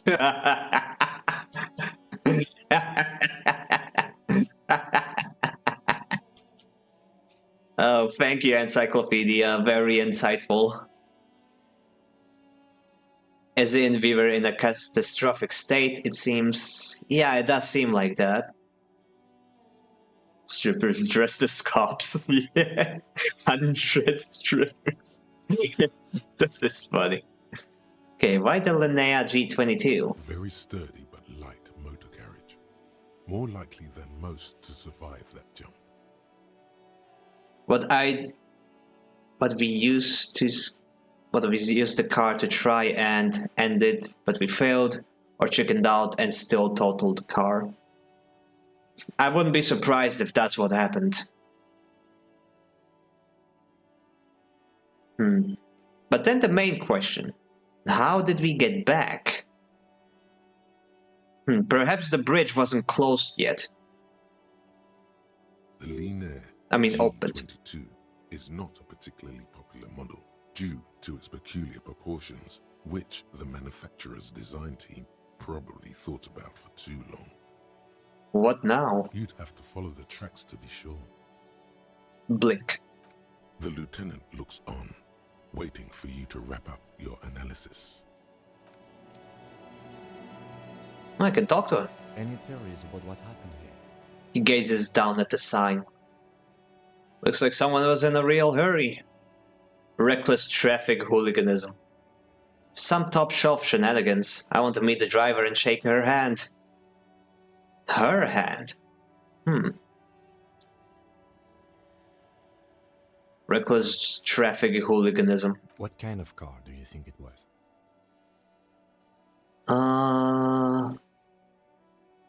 A Caprice 40. That's quite likely, from what I can tell. Oh, sexism. Oh yeah, that's probably why. Lemea's rarer, wasn't it? Yeah, I think so. The Caprice 40 is the one that is sometimes used by police officers. That's why I picked it. Is it? Oh yeah, the killer. All right, yeah, Rand, you missed us confronting the people who put the body up, like the union workers. They just straight up walked up to us and said, "Yeah, we did it. We put the body up." Yeah, the victim, the guy, is accused of, the unspeakable act.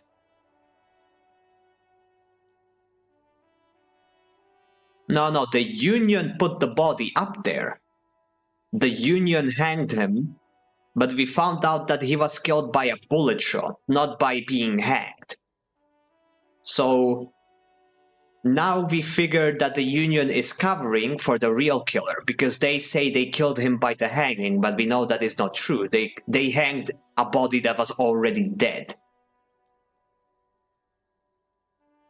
So the Union wanted to pass a message with the corpse.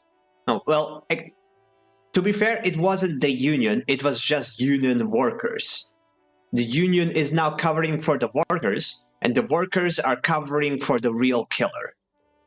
It's a cover-up of a cover-up. So the girl got something.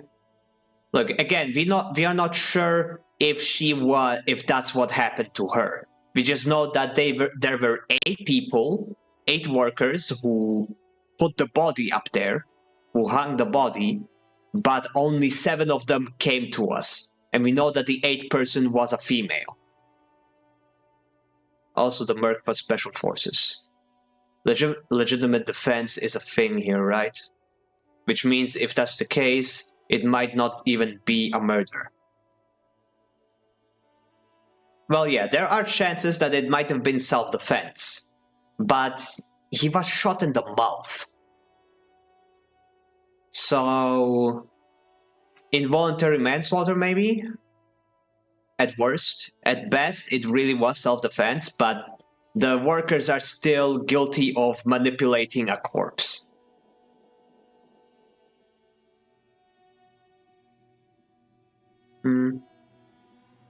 But yeah, my leading theory is that the 8th person, the woman, shot him, and the workers are covering for her. That's why she didn't show up.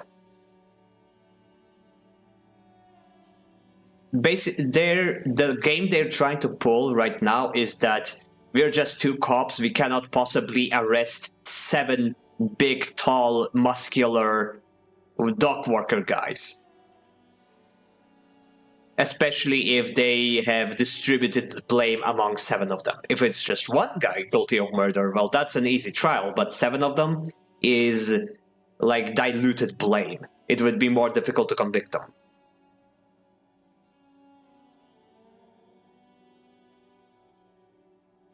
Okay, he seems suppressed, yada yada yada. I have some ideas about who it might have been. Oh. It had to be someone really cool and courageous. It had to be someone dangerous. Perhaps this is somehow connected to murder. Actually, never mind. I need more evidence to come up with a list of suspects.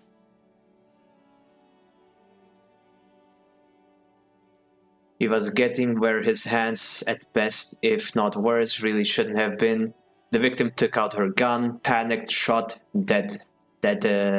Scum of the earth. Personally, I think it's her husband or loved one. Strong like a soldier, yes, I still think it is. Well, if it was somebody else, then why cover for her and not for him?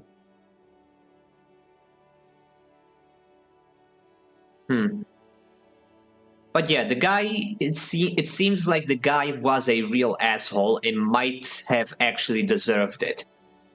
But like, if it was self-defense, why not just run with that? Why manipulate with the body and make the whole thing even worse? Could be a case of quid pro quo. What does that mean? Quid pro quo?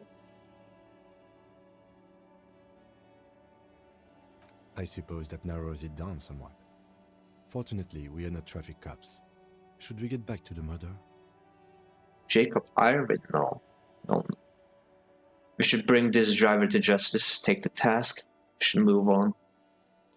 Try to come up with a convincing explanation for the driver's actions. 83% conceptualization. We should be able to make this. Save, red check. That is also true, but I did save before making the... I'm not sure if I'll be able to, like, try it again if I, like, interact with the board. You know what? Yeah, I did save, so... Let's try it. Shit. A very touching story. It's shit, though. That's okay, I love shit stories. Maybe I shouldn't tell him if it's shit. Nope, you're already telling it.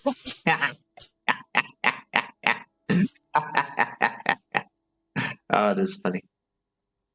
See, Kim, what happened here is the driver was a man whose wife was about to give birth. Yes, this is good. This is very good. No, it's shit. He was out drinking with his pals when he got the news, and, flushed with parental pride, he got into his Cupris at once and raced to the clinic. Yes, that could very well have been it. Now let's move on. We're not traffic cops. We should bring this driver to justice. If we must. Okay, yeah, reload time. Load save, quick save. Yes, load it. Oh yeah, I love the thoughts. A crumpled bill, the sign billboard at Alright, I need to actually assign the point. keeping it open, and thus Okay, visual calculus, level up, accept. Oh, I have to actually exit and then try again. the sign billboard has fallen off. Judging by the size of the these look like the sign. Okay, just gonna go through it Past 72 hours. real quick. The black marks. The panel served as The broken posts, the vehicle soared. the opposite side. Still speeding. What was the model? Too good. It's about the right size. And the Caprice 40, the Lean Air G. You'd have to follow the track. The Blink. lieutenant looked. Oh, now I can quick save again. Right. Let's do it again. Now I am safe to retry the red check as many times as I want. What happened here? Looks like someone was in a real hurry. What kind of car do you think it was? Think of it as a Cupris 40. That's quite likely, from what I can tell. I have some ideas. Oh. It had to be someone outrageously courageous and cool. I suppose that narrows it down somewhat. Somewhere Nice. in your alcohol-addled soul, you find a few threads that you can weave into a story. This could only have been, pause dramatically, Jacob Irwin. The tip-top tourney champion? After the untimely death of a dear friend and fellow racer Alfie de Terres at Fjordhammers, Jacob Irwin was desperately chasing death on the racetrack, but death eluded him. The lieutenant patiently listens to the words coming from your mouth. After quitting in frustration, he became a recluse, a ghost driver searching for death on the streets of Rauschel, speeding. Jumping canals at night? If I was Jacob Irv, I wouldn't drive in Martinez. The roads are awful. In conclusion, it's a colorful theory, but I don't believe Jacob Irv did this. Should we go? No, we need to find this Jacob Irwin before tragedy strikes.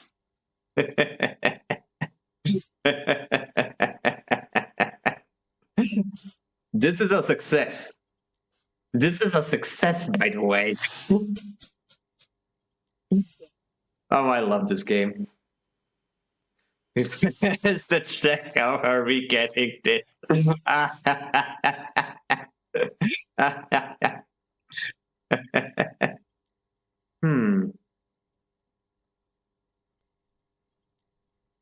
Okay, you know what? I am curious.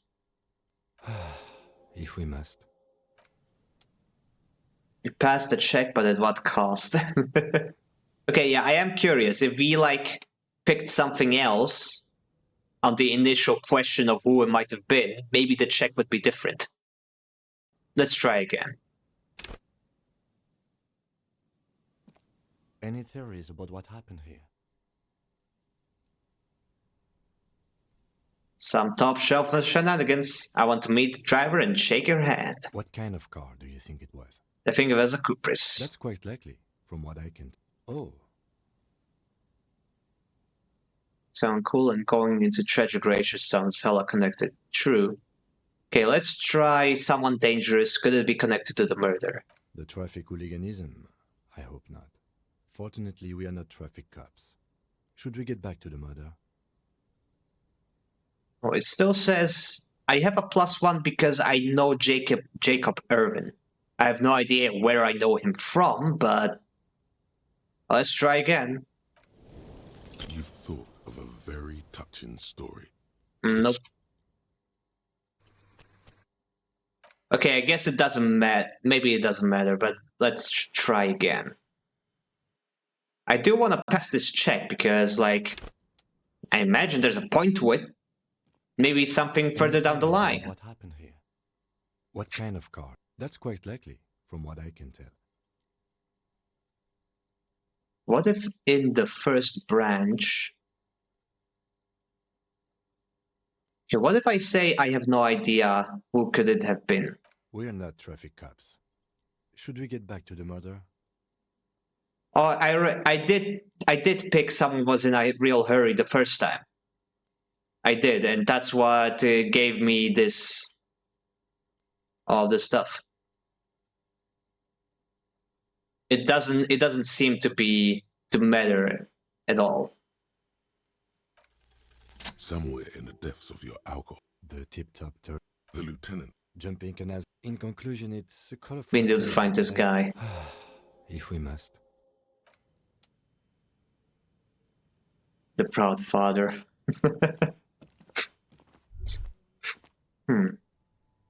Yeah, I was hoping that passing this check would like help me get it remove it earlier, but nope. Guess I'm stuck on this side. And butter billboards. The lieutenant.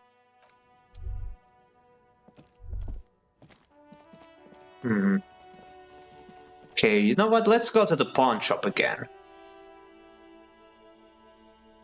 Let's ask him if he knows anything, since the car did go over his shop. Maybe it does? Could Irvin actually be tied to her case? Or is he just an urban legend? Your theory of us isn't half bad. I imagine it would at least lead to some funny dialogue later. The bust of a woman, the plague simply says DEI. Disco Elysium I something? Interesting. Some kind of machine, an antique cash register. In the dark, a film projector is whirling away.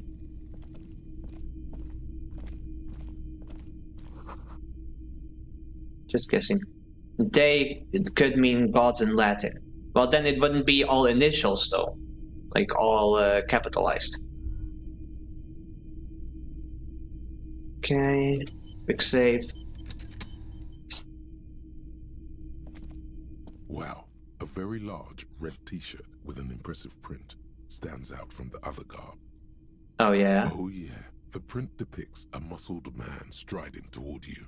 A giant sword in each hand, encircled by burning embers. Behind him is a cluster of cabins engulfed in flames. Beneath him are the words, Hjelmdal burning. Sniff the shirt. Smells like worn cotton and a little old sweat there. Worn cotton with a side of flea market or trash bin. Oof. When engraved, it might be easier. Sniffing is okay, but please don't try anything on. Can't have you leaving your photon emissions in the fabric of things you're not going to buy. You're not imagining it. Photon emissions? What is he talking about? That's a rad Man from Hjelmdal shirt you got there. Hell yeah, man. I don't usually carry printed tees, but this one was just pure exemplar. Must be a serious fan of the Man of Hjelmdal. A fan? No, I wouldn't go that far. But I do think the Hjelmdalaman saga is an integral part of our shared reality. Most people don't think that the man from Hjelmdal really existed, but they're wrong. What do you mean he's real? I mean, even if the man from Hjelmdal didn't exist before the adventure novels, the stories have made it so that he has. It's simple, really. He sounds and looks like a hippie. I mean, he is high. We have established that on 2 streams ago, I think. Or was it 3? Man, I've been streaming this game for a lot of streams, huh? Okay. He sounds incredulous. You sound skeptical. It's not that complicated. All that's required is a more robust understanding of cause and effect. Besides, I've been to Kotla, though not quite as far north as the Helmdal, and watched northern lights travel across the sky. Very unique energetic tides there. No, fair enough. He is high because it's medicinal.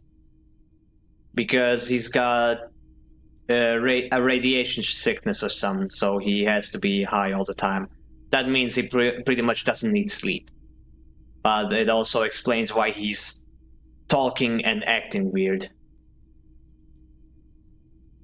I think I get it. Fictional heroes exist in the collective consciousness in a way. Yeah, that's also what I think he's talking about. Oh yeah, and the $1 Man is a comic book hero. It's a comic book series, from what I remember. It's for the best, because Eamdal is not a real place, and thus he could not have gone there. His theory isn't exactly incoherent, but its logic does suggest some unusual neural activity. Interesting. Interesting indeed. Very, very unique energies indeed. Geomagnetic ley lines, one might even say. Exactly, Inland Empire. Rogaldon, medium 8. I believe he's high on narcotics.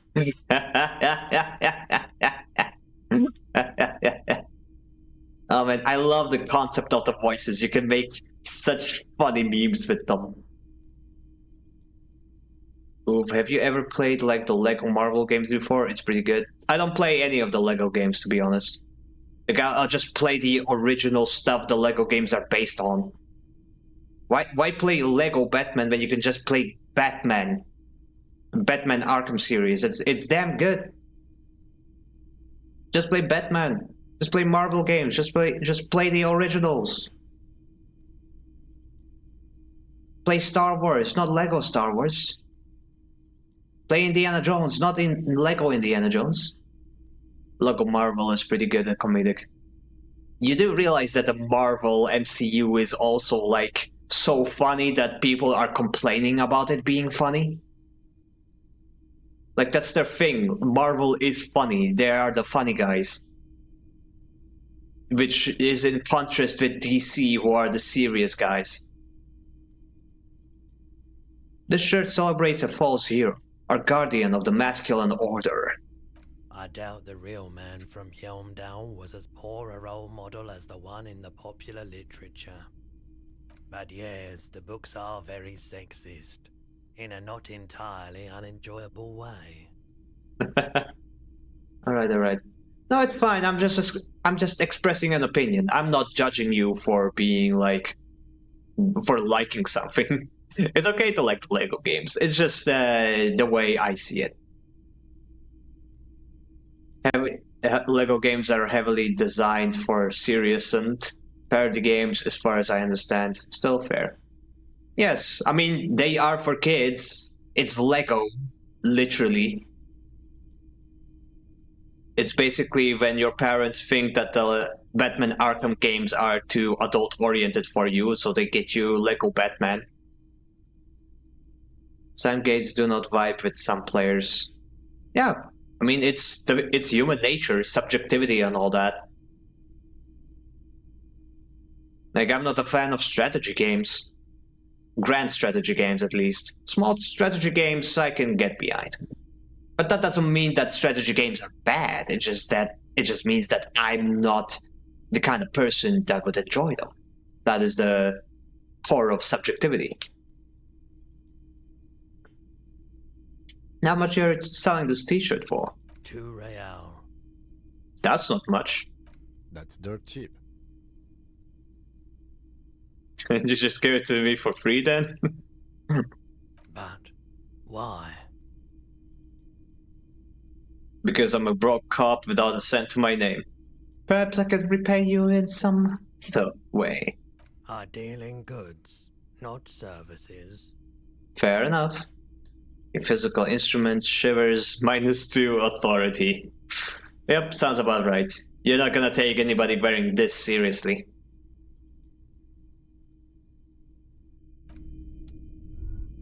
A typical Martinez streetlight sits among assorted floor and table lamps. Let your gaze run over the streetlight. The light pole has been carefully cut, and the wiring has been redone and attached to a standard indoor plug. The light buzzes faintly, but persistently. This would make quite a statement in your living room. Not a penny to my name. I lucky forgot the lyrics. Same. Is that a streetlight? Yes, officer. As you see, it's in perfect working order. His manner is casual, but his speech is careful, measured. He wants you to know that he has nothing to hide. Where'd you get this? It was brought to me to be altered. We are not here to investigate the theft of city property. He leans in so that the pawnbroker doesn't hear him. You have to admit it's rather clever what he's done with it. He pauses, studying the light. How much for the streetlight? 700 real. A bargain, I dare say. Heebie-jeebie, 700? For a light? There's one just like that on every corner. Even taking into account the risk of obtaining the light, that seems a bit steep.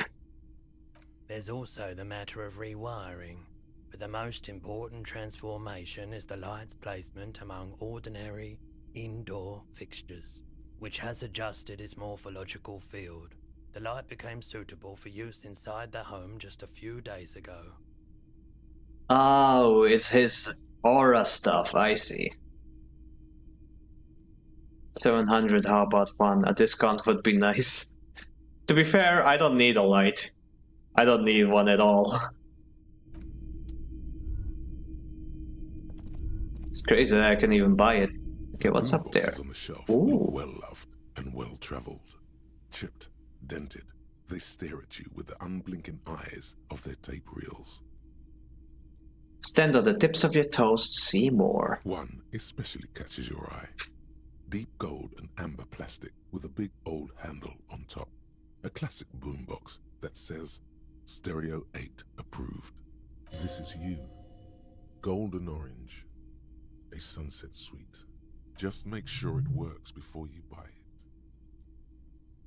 Shopkeep, this Stereo 8 approved machine here. Is the Harman Welsh W2, made in Vespa, designed in Seoul. Plays all reel-to-reel formats. 2mm, 8mm, 12mm. It's even got a little radio in there. It'll set you back 12 real. The radio costs 12 real, but the light costs 700. Damn. What I really want to know is, could this device come handy in my police work? If police work means playing tapes, sure. You can use it for that. Or any other time you'd need to play a tape. Are you sure this is all in working order? Absolutely. I've tested each one myself with recordings of speech, found sounds and music from a variety of genres. Even though I don't really like music. That's odd. Why doesn't he like music? Don't like music? What do you mean? The stuff I record myself. Silverware shaking in drawers as motor cars race by. Nocturnal animals climbing on the roof. Airship rotors. That kind of thing. Ah, he likes white noise. A true connoisseur. Maybe you should ditch music as well. Get into these more experimental sounds he's describing. ASMR when. Last thing. You see rows of toy soldiers guarding the rest of the trinkets displayed on the table. Some on horseback, others in rags, others yet in bright blue uniforms. All are stern and unyielding in their duty. Then you play other side, when you play in front end. It was a... Like I said, I don't like grand strategy games.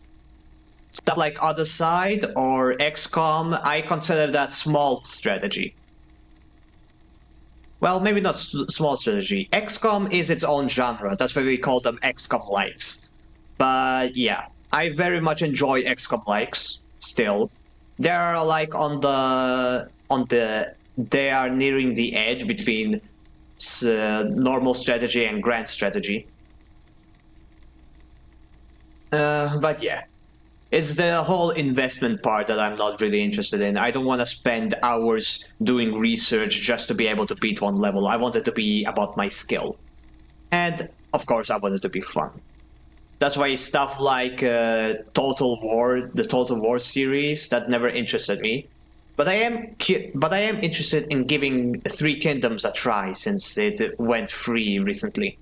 So I might try that. XCOM genre, strategy, RPG, tragedy, pain simulator. I mean, if you want XCOM but without the pain, just play Troubleshooter. It's a really fun game. Oh man, I need to get back into it someday. Try to find something pretty and cool here. Then use it to win her back. Win her back? Yes. Buy something nice. A figurine. Fire Emblem. Oh yeah, I definitely need to give Fire Emblem a try someday. Inspect the knights on horseback. Big men on big horses, clad in lamella armor and carrying flintlocks, the kind that would mow down a line of enemy soldiers in the blink of an eye. Just remembered some old games I used to play like Metal Slug, Chicken Invaders and Delta Force, though in doubt you'd like it. PvZ also. I heard about Metal Slug a lot. I heard that it's pretty good, but I don't really know what genre it is. I always thought it was like a side-scroller or something. But yeah, never heard about Chicken Invaders or Delta Force. Or PvZ. Wait, Plants vs. Zombies! Oh, that's what you mean, Plants vs. Zombies. Yeah, that's definitely not my thing. I never had interest in Plants vs. Zombies, either because of the gameplay or because of the art style. The vibe. Metal Slug is running God to the... Oh, so I was thinking of the right thing. Yeah, I think I would enjoy that. Ba-da-ba-ba-ba. Pointed the knights on horseback. These are Franconigerian cavalry, right? I used to be very serious about my Franco-Nigerian knights. He looks at the dusty figurines in the dim light. It's very difficult. It was an arcade shooter, so the whole point of it is to drain your money. So, oh my god, it's difficult. Ah, yeah. I played a bunch of those when I was a kid. Sounds like Flash game vibes. Inspect the blue uniforms. They're not all blue. These figurines also wear gold coats and caps, complemented by orange trousers. They are variously posed, wielding swords and rifles with bayonets. Wait, this looks like Rene, the old guy who was playing Pentak. This is what the loyalists looked like, yes, at first. Then they wised up and got camouflage. Point at the blue figurines. Are these royalist soldiers? Which ones? Ah, those. Yes, they are. I find the paint job a bit gaudy, but children like the bright colours indiscriminately.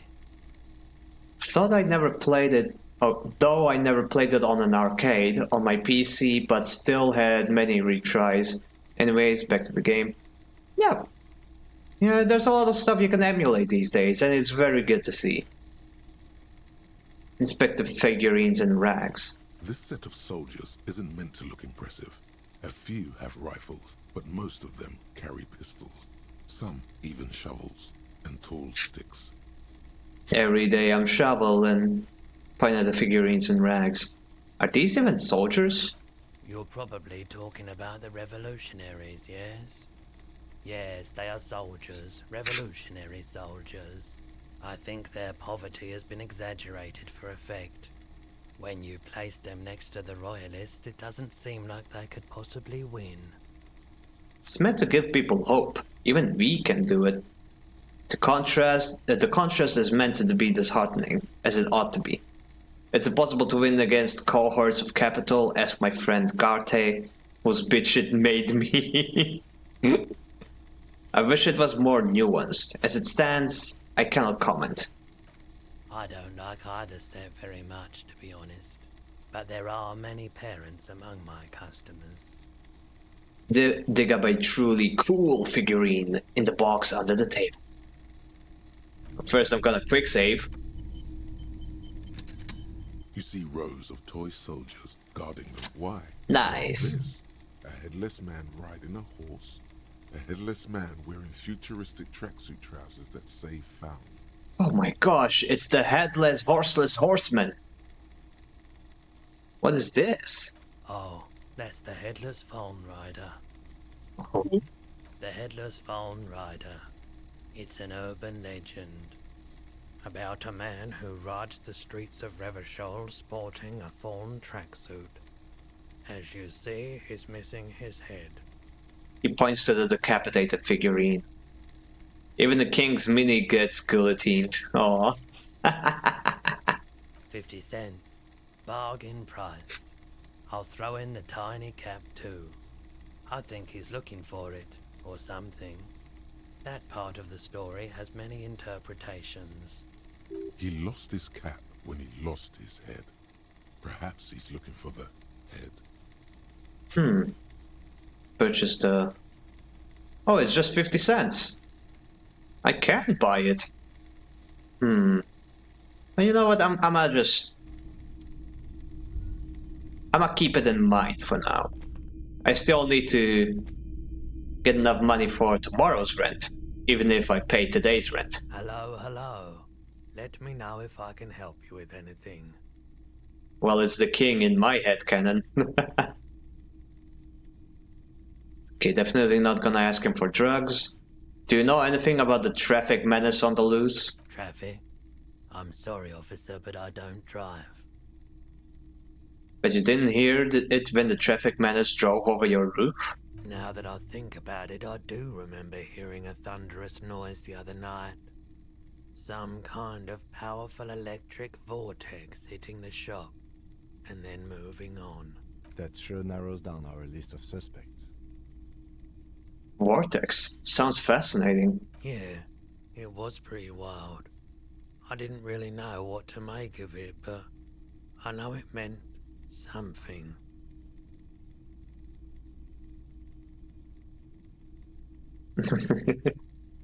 You might be able to aid our investigation. I doubt it, but I can try and answer any questions you may have. Know anything about the recent hanging? I do my best to keep my distance from all manner of butchery. Bad for business, bad for everyone. He doesn't know anything. Actually, that's all I've got. The pawnbroker's gaze is already fixed on the dancing colors.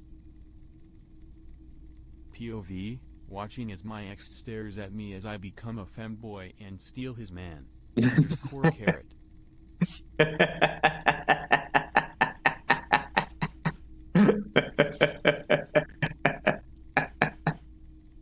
Okay. Oh boy, that sure is something.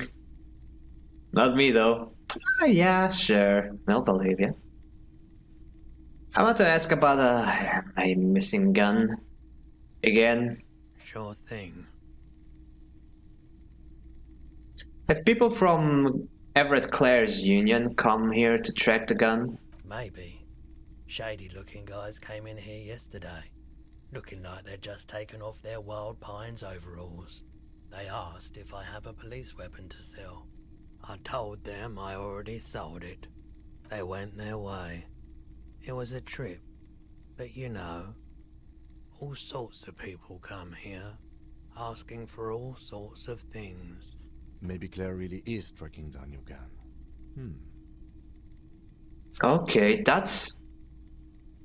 If he is, that means he hasn't gotten it yet. That means it's still out there somewhere. That means I can find it myself, and I can wave it in front of his face.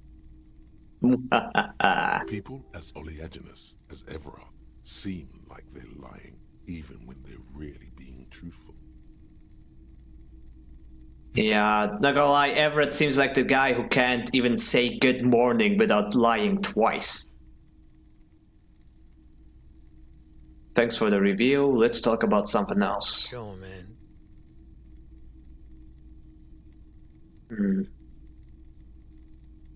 I have other business to take care of now. Bye. Well, that's that.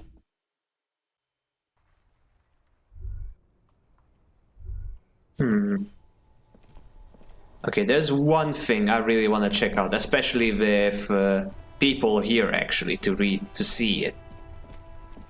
Joyce has another opportunity to explain how the world works to me. And I think we are about to find out something about the cosmology of the world. Well, almost reaching the 4-hour mark. Oh, then it's a perfect thing to end the stream on. If I pass the check.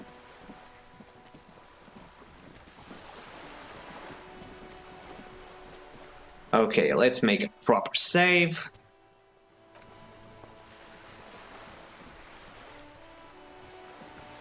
And here. Good. What can I help you with? Got some questions about this reality. My favorite part of the day. Go ahead, ask me anything. Okay, for this I need to ask Kim to step aside, because he, for some reason, doesn't like us talking about the fabric of reality. But I've got a decent chance because Kim trusts me. Ask Kim to step away for while you discuss the Pale.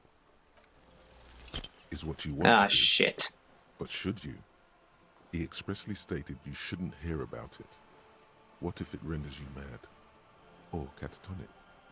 Or makes you lose your memory again? Yes? Is that what he's worried about?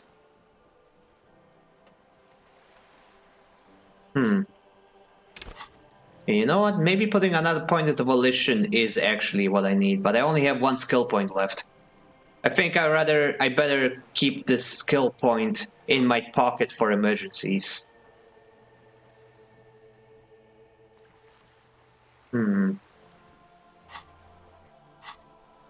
Yeah, let's just load the save. And try again.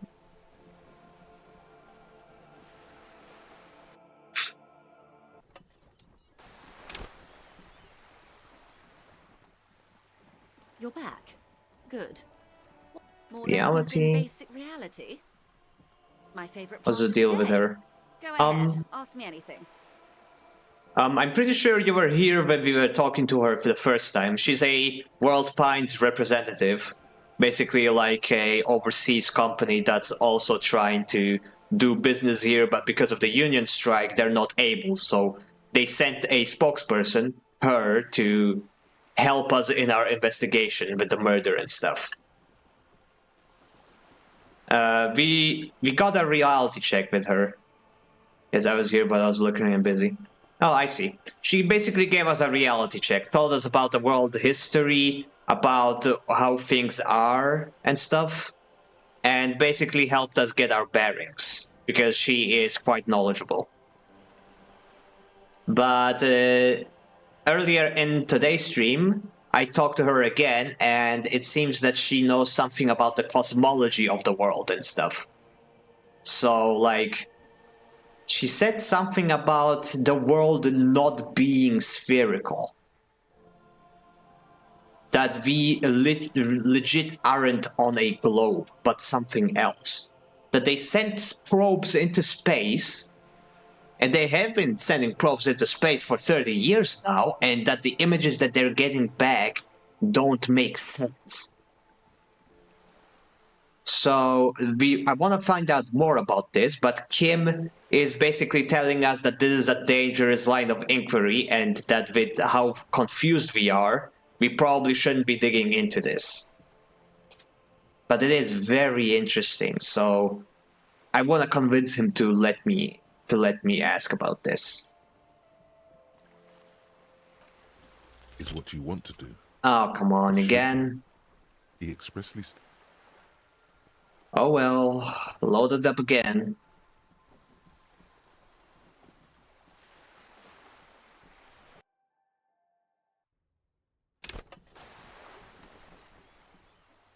Gambling.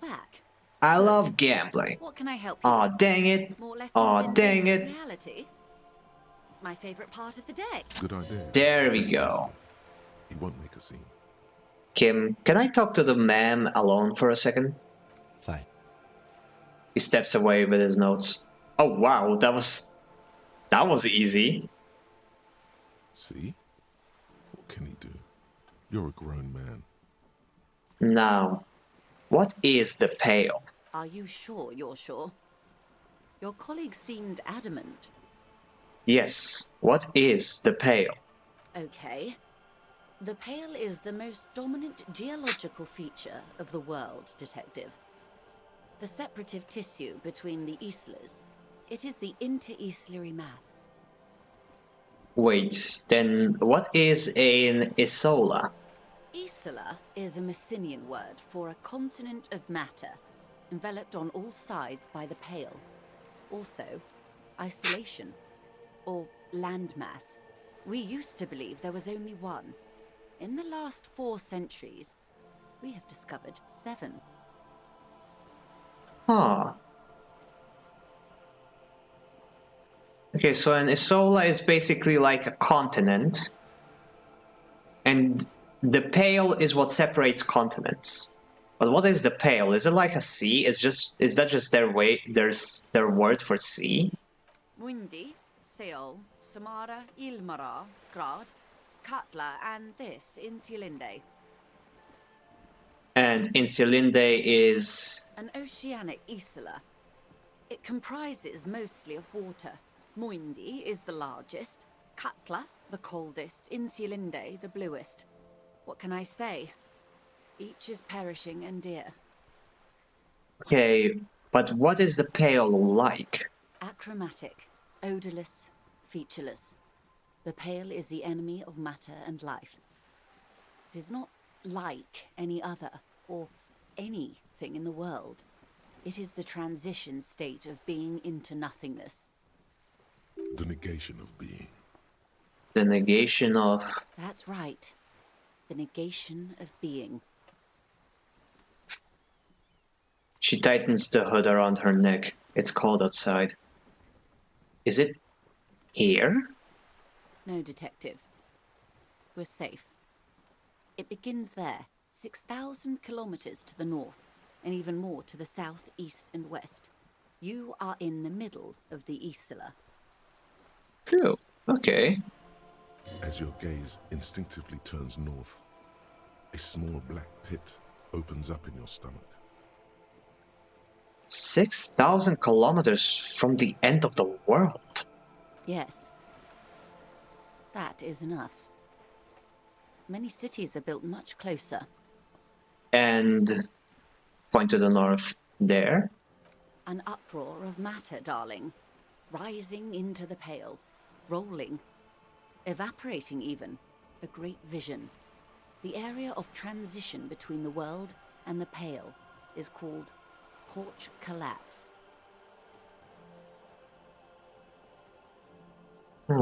Uproar of matter. The area of transition between the world and the Pale is called a porch collapse. Imagine a grey coronal mist, cold vapor marked by spores of an opportunistic microorganism, a mold that's adapted to grow at the edge of the unrest. It's The edge, are we talking non-spherical world or up in the stratosphere? Actually, like she said earlier, that with more and more evidence, it seems that the world isn't spherical. That there is no... That it is in fact well, not flat. She didn't say flat. It just... She said straight up that the world does not appear to be spherical. The space probes they sent into space sent back images that did not make sense and did not correspond with the theory of a spherical planet. So this is interesting. Have you considered this woman may just be a nutcase? She doesn't seem like a nutcase. I mean, what? She has been right about the history and all that kind of stuff, and Kim was right next to us. Kim could vouch for her making sense. Characters are allowed to lie or be wrong. Yeah, everybody lies, as one Dr. House would say. But we had no reason to believe that she's lying. Kim would have just told us that the Pale is bullshit, that it's not true. But instead, Kim was worried. Which is interesting. The most disco thing you will ever see. Disco! Yeah! What are its physical qualities? It's difficult to describe, or even measure. Something whose fundamental property is the suspension of properties. Physical, epistemological, linguistic. The further into Pale you travel, the steeper the degree of suspension, right down to the mathematical. Numbers stop working. No one has yet passed the number barrier. It may be impossible. I mean, a flat earther would say that there's like, that the government is trying to keep this like a conspiracy, but she's talking about this like it's common fact. Like people just know about this. Oh yes, mysticism makes us different. I swear, no evidence, just trust me, bro. If we're surrounded by the Pale, how do you get from Isola to Isola? Oh, it is so difficult for us. Her lungs deflate, her words sound like a sigh. A squall of birds. Hardware operating in the harbor. Firm. Self-evident. It is possible to force dimensions on the Pale.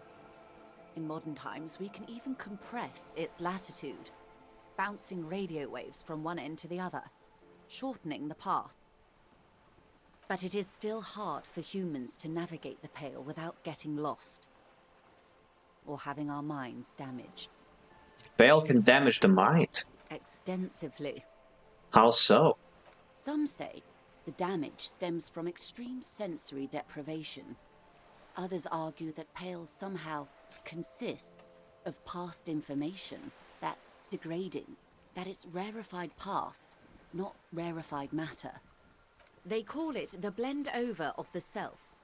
The Pale does not only suspend the laws of physics, but also the laws of psychology, maybe history even. The human mind becomes over-radiated by past. Who says and who argues? Who says and who argues? The logical positivists say, the dialectical materialists argue. What does this over-radiation feel like? It feels terrible. Absolutely terrible. International standards strictly limit civilian travelers to 6 days of Pale exposure per year. Wait. International standards strictly limit civilian travelers to 6 days of Pale exposure per year. I mean, I don't know, this sounds pretty official. This doesn't sound like a conspiracy. It's more for her. Way more. You're not a civilian passenger? No, nameless detective of the Citizens Militia. I am a member of the Entreprenetic Business Class. I'm cleared and trained for 22 days of Pale transit annually. Perhaps that explains her strange pining after the revolution. Some degraded early memories. Are you over-radiated? Up to my gills, officer. Ooh. Who is Entreprenetic? Entreprenetics is the scientific study of the Pale, or a recent iteration of it by way of grad. The study of the Pale reaches back 6,000 years. The Pericarnassians called it the Western Plain.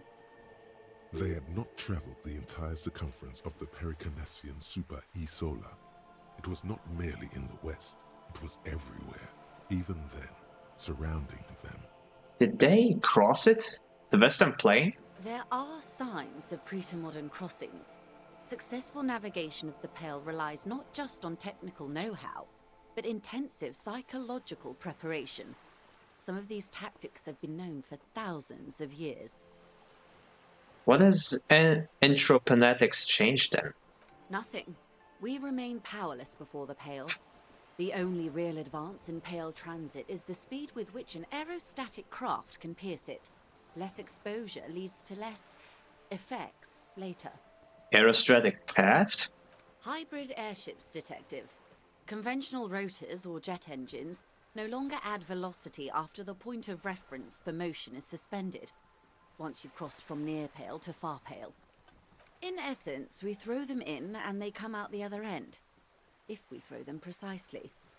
If we do not? Then they don't. Gone, like a skipping stone beneath the surface. How much Pale is there compared to the world? The Pale outweighs reality 2 to 1. There is more Pale than there is matter, and the ratio is slipping. Slipping how? To our detriment, or...? What do you think, Detective? She looks you in the eye. It's shrinking. There's more and more of the world. It's growing. There is more and more of the Pale. Well, we are discovering more isolas, according to her. Like, we have discovered 7 of them. Oh no, Detective. It's not. One of the few measurable effects of the Pale is that it is expanding at an unknown rate. Oh. An intuitive conclusion of that development is that one day the Pale will cover everything. But this sort of talk is mostly left to extremists. I'm not extreme at all. It's just going to happen. Cover everything. That can't be. Where would we go? Most people, and indeed most private and government sector organizations, entire civilizations and religions even, find handy ways to ignore or downplay that knowledge. I suggest you do the same. Off we go. You see the hanged man's mouth open. Ah. Off we go into the wild Pale yonder. Oh, the corpse said this too! Yeah, we talked to the corpse and it said these words. One and all. They say Pale is death, but for the universe. Why should we just leave, and the world get left behind? I just realized you kind of remind me of Merry Dog, the VTuber. Just that your voice is higher than his. Well, I'll take that as a compliment. I like my voice being higher. I also want to do, whatchamacallit, voice training to make my voice higher and stuff, so we shall see how that works out, I would say. Oh, Ed. Oh, yeah. I'll wait for y'all to finish with the ads. Oh, there's only 4 of you? No matter. At least half of you are people I very, very, very much appreciate.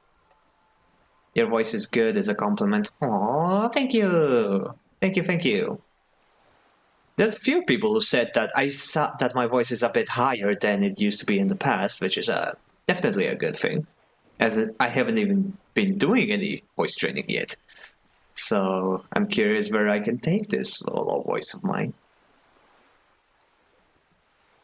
Ba-da-ba-ba-ba. Yeah, let me get something to drink.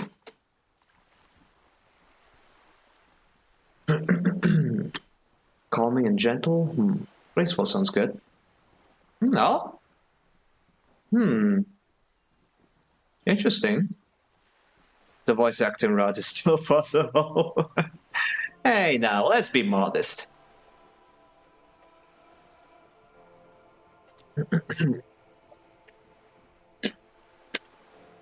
Regardless of what my actual voice is like, I would have to definitely work on my English. Because I still have those damn pesky Slavic quirks in my voice. Sometimes I cannot pronounce the word 3 correctly. The ad hasn't occurred to me. Probably the ad block did its thing. Sometimes it works, sometimes it doesn't. Sometimes refreshing the page can also help if the ad actually shows up. Ba-da-ba-ba-ba. Dabba-dee-dabba-doo. Doo-boo-dee-dabba-doo. Find the art traffic hooligan.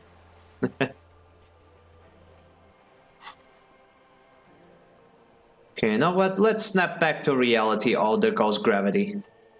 Yes, sweet reality. But before we do, tell me, Detective. Oh, she does have something to say. Okay, let's make sure everybody is done with the ads then. I figured this would just exit the conversation.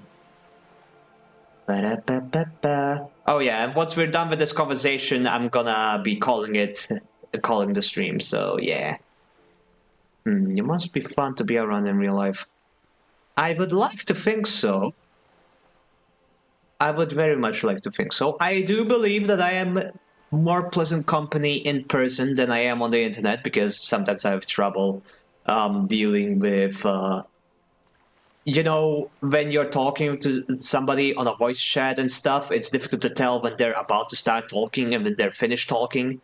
It kind of like... it's difficult to make a conversation fluent. In real life, conversations are way more easier. So I would imagine that I am pleasant in real life, but I also have insecurities about being annoying and stuff, so... I cannot be my own judge on that. I would have to rely on the judgment of others, my friends included. And if I do have friends that keep hanging out with me, then I must be doing something right. Nah, fluency is always neat. Yep. I very much value fluency, and I hope that my gig as a VTuber is going to improve my fluency. I say you're a pretty great person. Aw, thank you. You're not annoying. Well, not to me at least. Well, that's because I'm actively trying to be entertaining and not an asshole, but... who's to say what I would be like if in a more casual environment? Or when the right topic is being discussed, you know? Nobody is annoying 24/7, and nobody is pleasant 24/7. We all have our moments. Usually the talkative one. Ah, I see. Here's the secret, I think. Almost everyone does that effort to be pleasant. Oh, no. Nope. There are a lot of people who couldn't give less of a crap. Some of them are even my friends. I suppose. And most of those who do not are just assholes. Yep. It's just that there are a lot of assholes in the world these days. You're nice, not just by existing. Aww. Oh, you're not nice just by existing. Yeah, that is true. Anyway, let's get back to... Oh, being nice is an effort, and that is normal. So fret not. That is true. Is this the first time you're hearing this? Do you really not remember anything? Nothing. Just alcohol fumes and blackout. I sometimes sense vague shadows of the past, and it's not good. I'm getting a sense of who I am, but no, I don't know. I didn't know this. Sometimes I sense vague shadows of the past. Then tell me, what do you think of the Pale? It's terrifying. You're right, it's disco. It will end all life. That we can continue to persist at all is a testament to our faith in one another. Its advance can only be stopped with immediate total ruthless communism. A powerful anti-communist force, perhaps too powerful, but still, they have it coming. I'm worried. I have to say, it doesn't sound very liberal to me. I don't know how you've all survived with it. It's a huge accomplishment. Who am I to think anything of it? Now let's stick to the name of the game and call it Disco. Her eyes tense. Crow's feet radiate from them. She observes you. your bloodshot eyes and swollen face. You really didn't know. This does not spell good for the investigation, Detective. If you don't know even this, then... She stops mid-sentence. I'll handle it. It's under control. This investigation will be my masterpiece. The one they remember me by. I promise. Yes, I'm in serious trouble. It'll be a fucking disaster, I know it. All those people will die. Nope. Nobody's gonna die. I'll handle it. It's under control. I hope so. I truly do. If I may suggest, hold on to your colleague, Kitsuragi. I ran a check on him and he is very competent. In the meanwhile... Some of that assurance is meant for herself, as much as it's meant for you. She must have a lot on the line here. You have me. I will assist you in any way I can, even if we have to do it one basic term at a time. She gives you a slight bow. Good. You have not passed out from it. Perhaps I worried for nothing. Are we still on the reality lowdown, or should we do actual police work now? Good, you have not passed out from it. Perhaps I worried for nothing. It seems like Kim believes it. And if Kim believes in the Pale, then it must be true.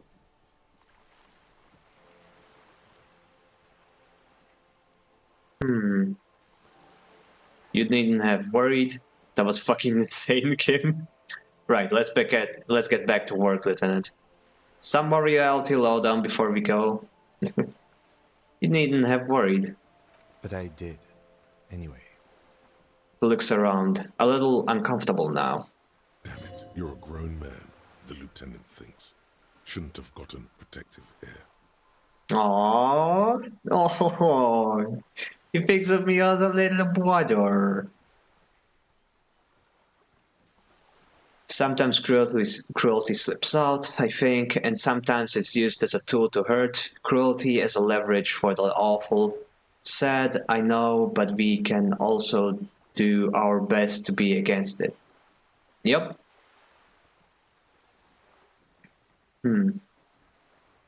Right, let's get to work, Lieutenant. Good luck, detectives. She nods you a goodbye. Well then.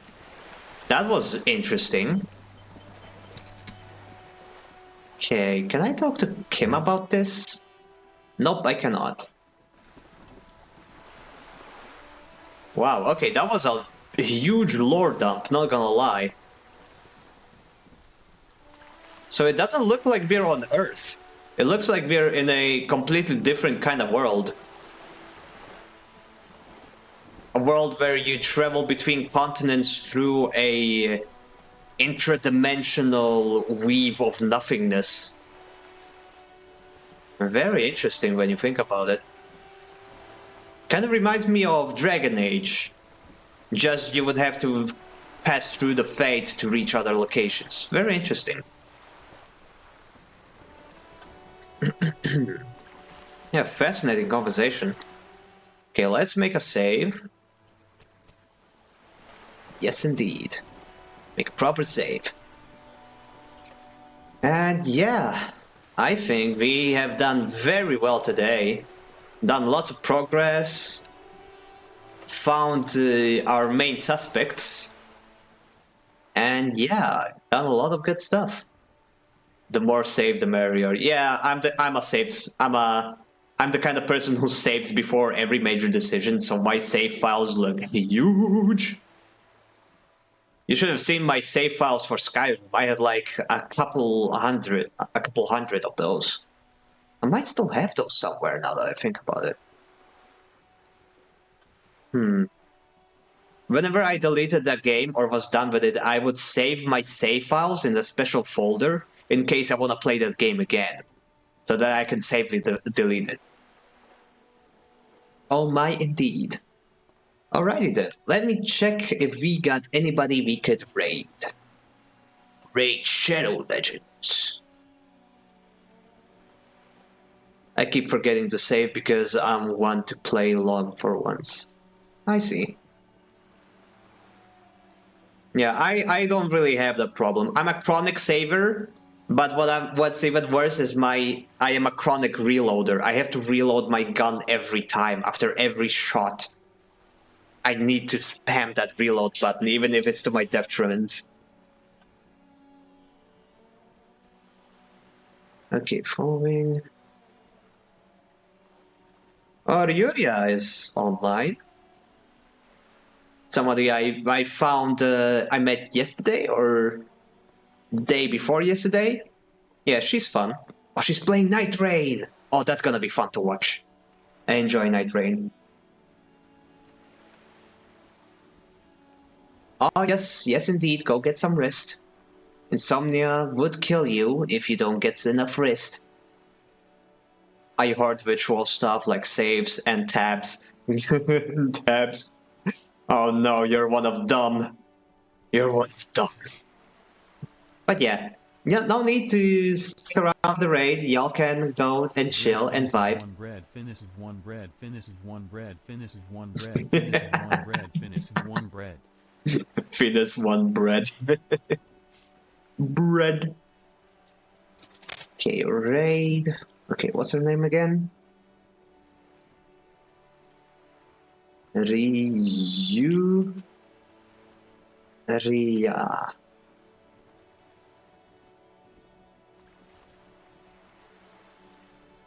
Oh yeah, definitely gonna be seeing you tomorrow again.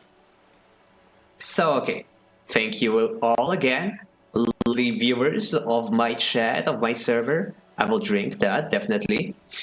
Of my server, what am I saying? Of my channel. Thank you all so very much for watching. Lurkers, non-lurkers, watchers, non-watchers. We're gonna be playing some more Disco Elysium tomorrow. For anybody who's new here, feel free to join the Discord server in the description of my channel. And yeah, that would be it for today. This has been Avalu Finis Projects.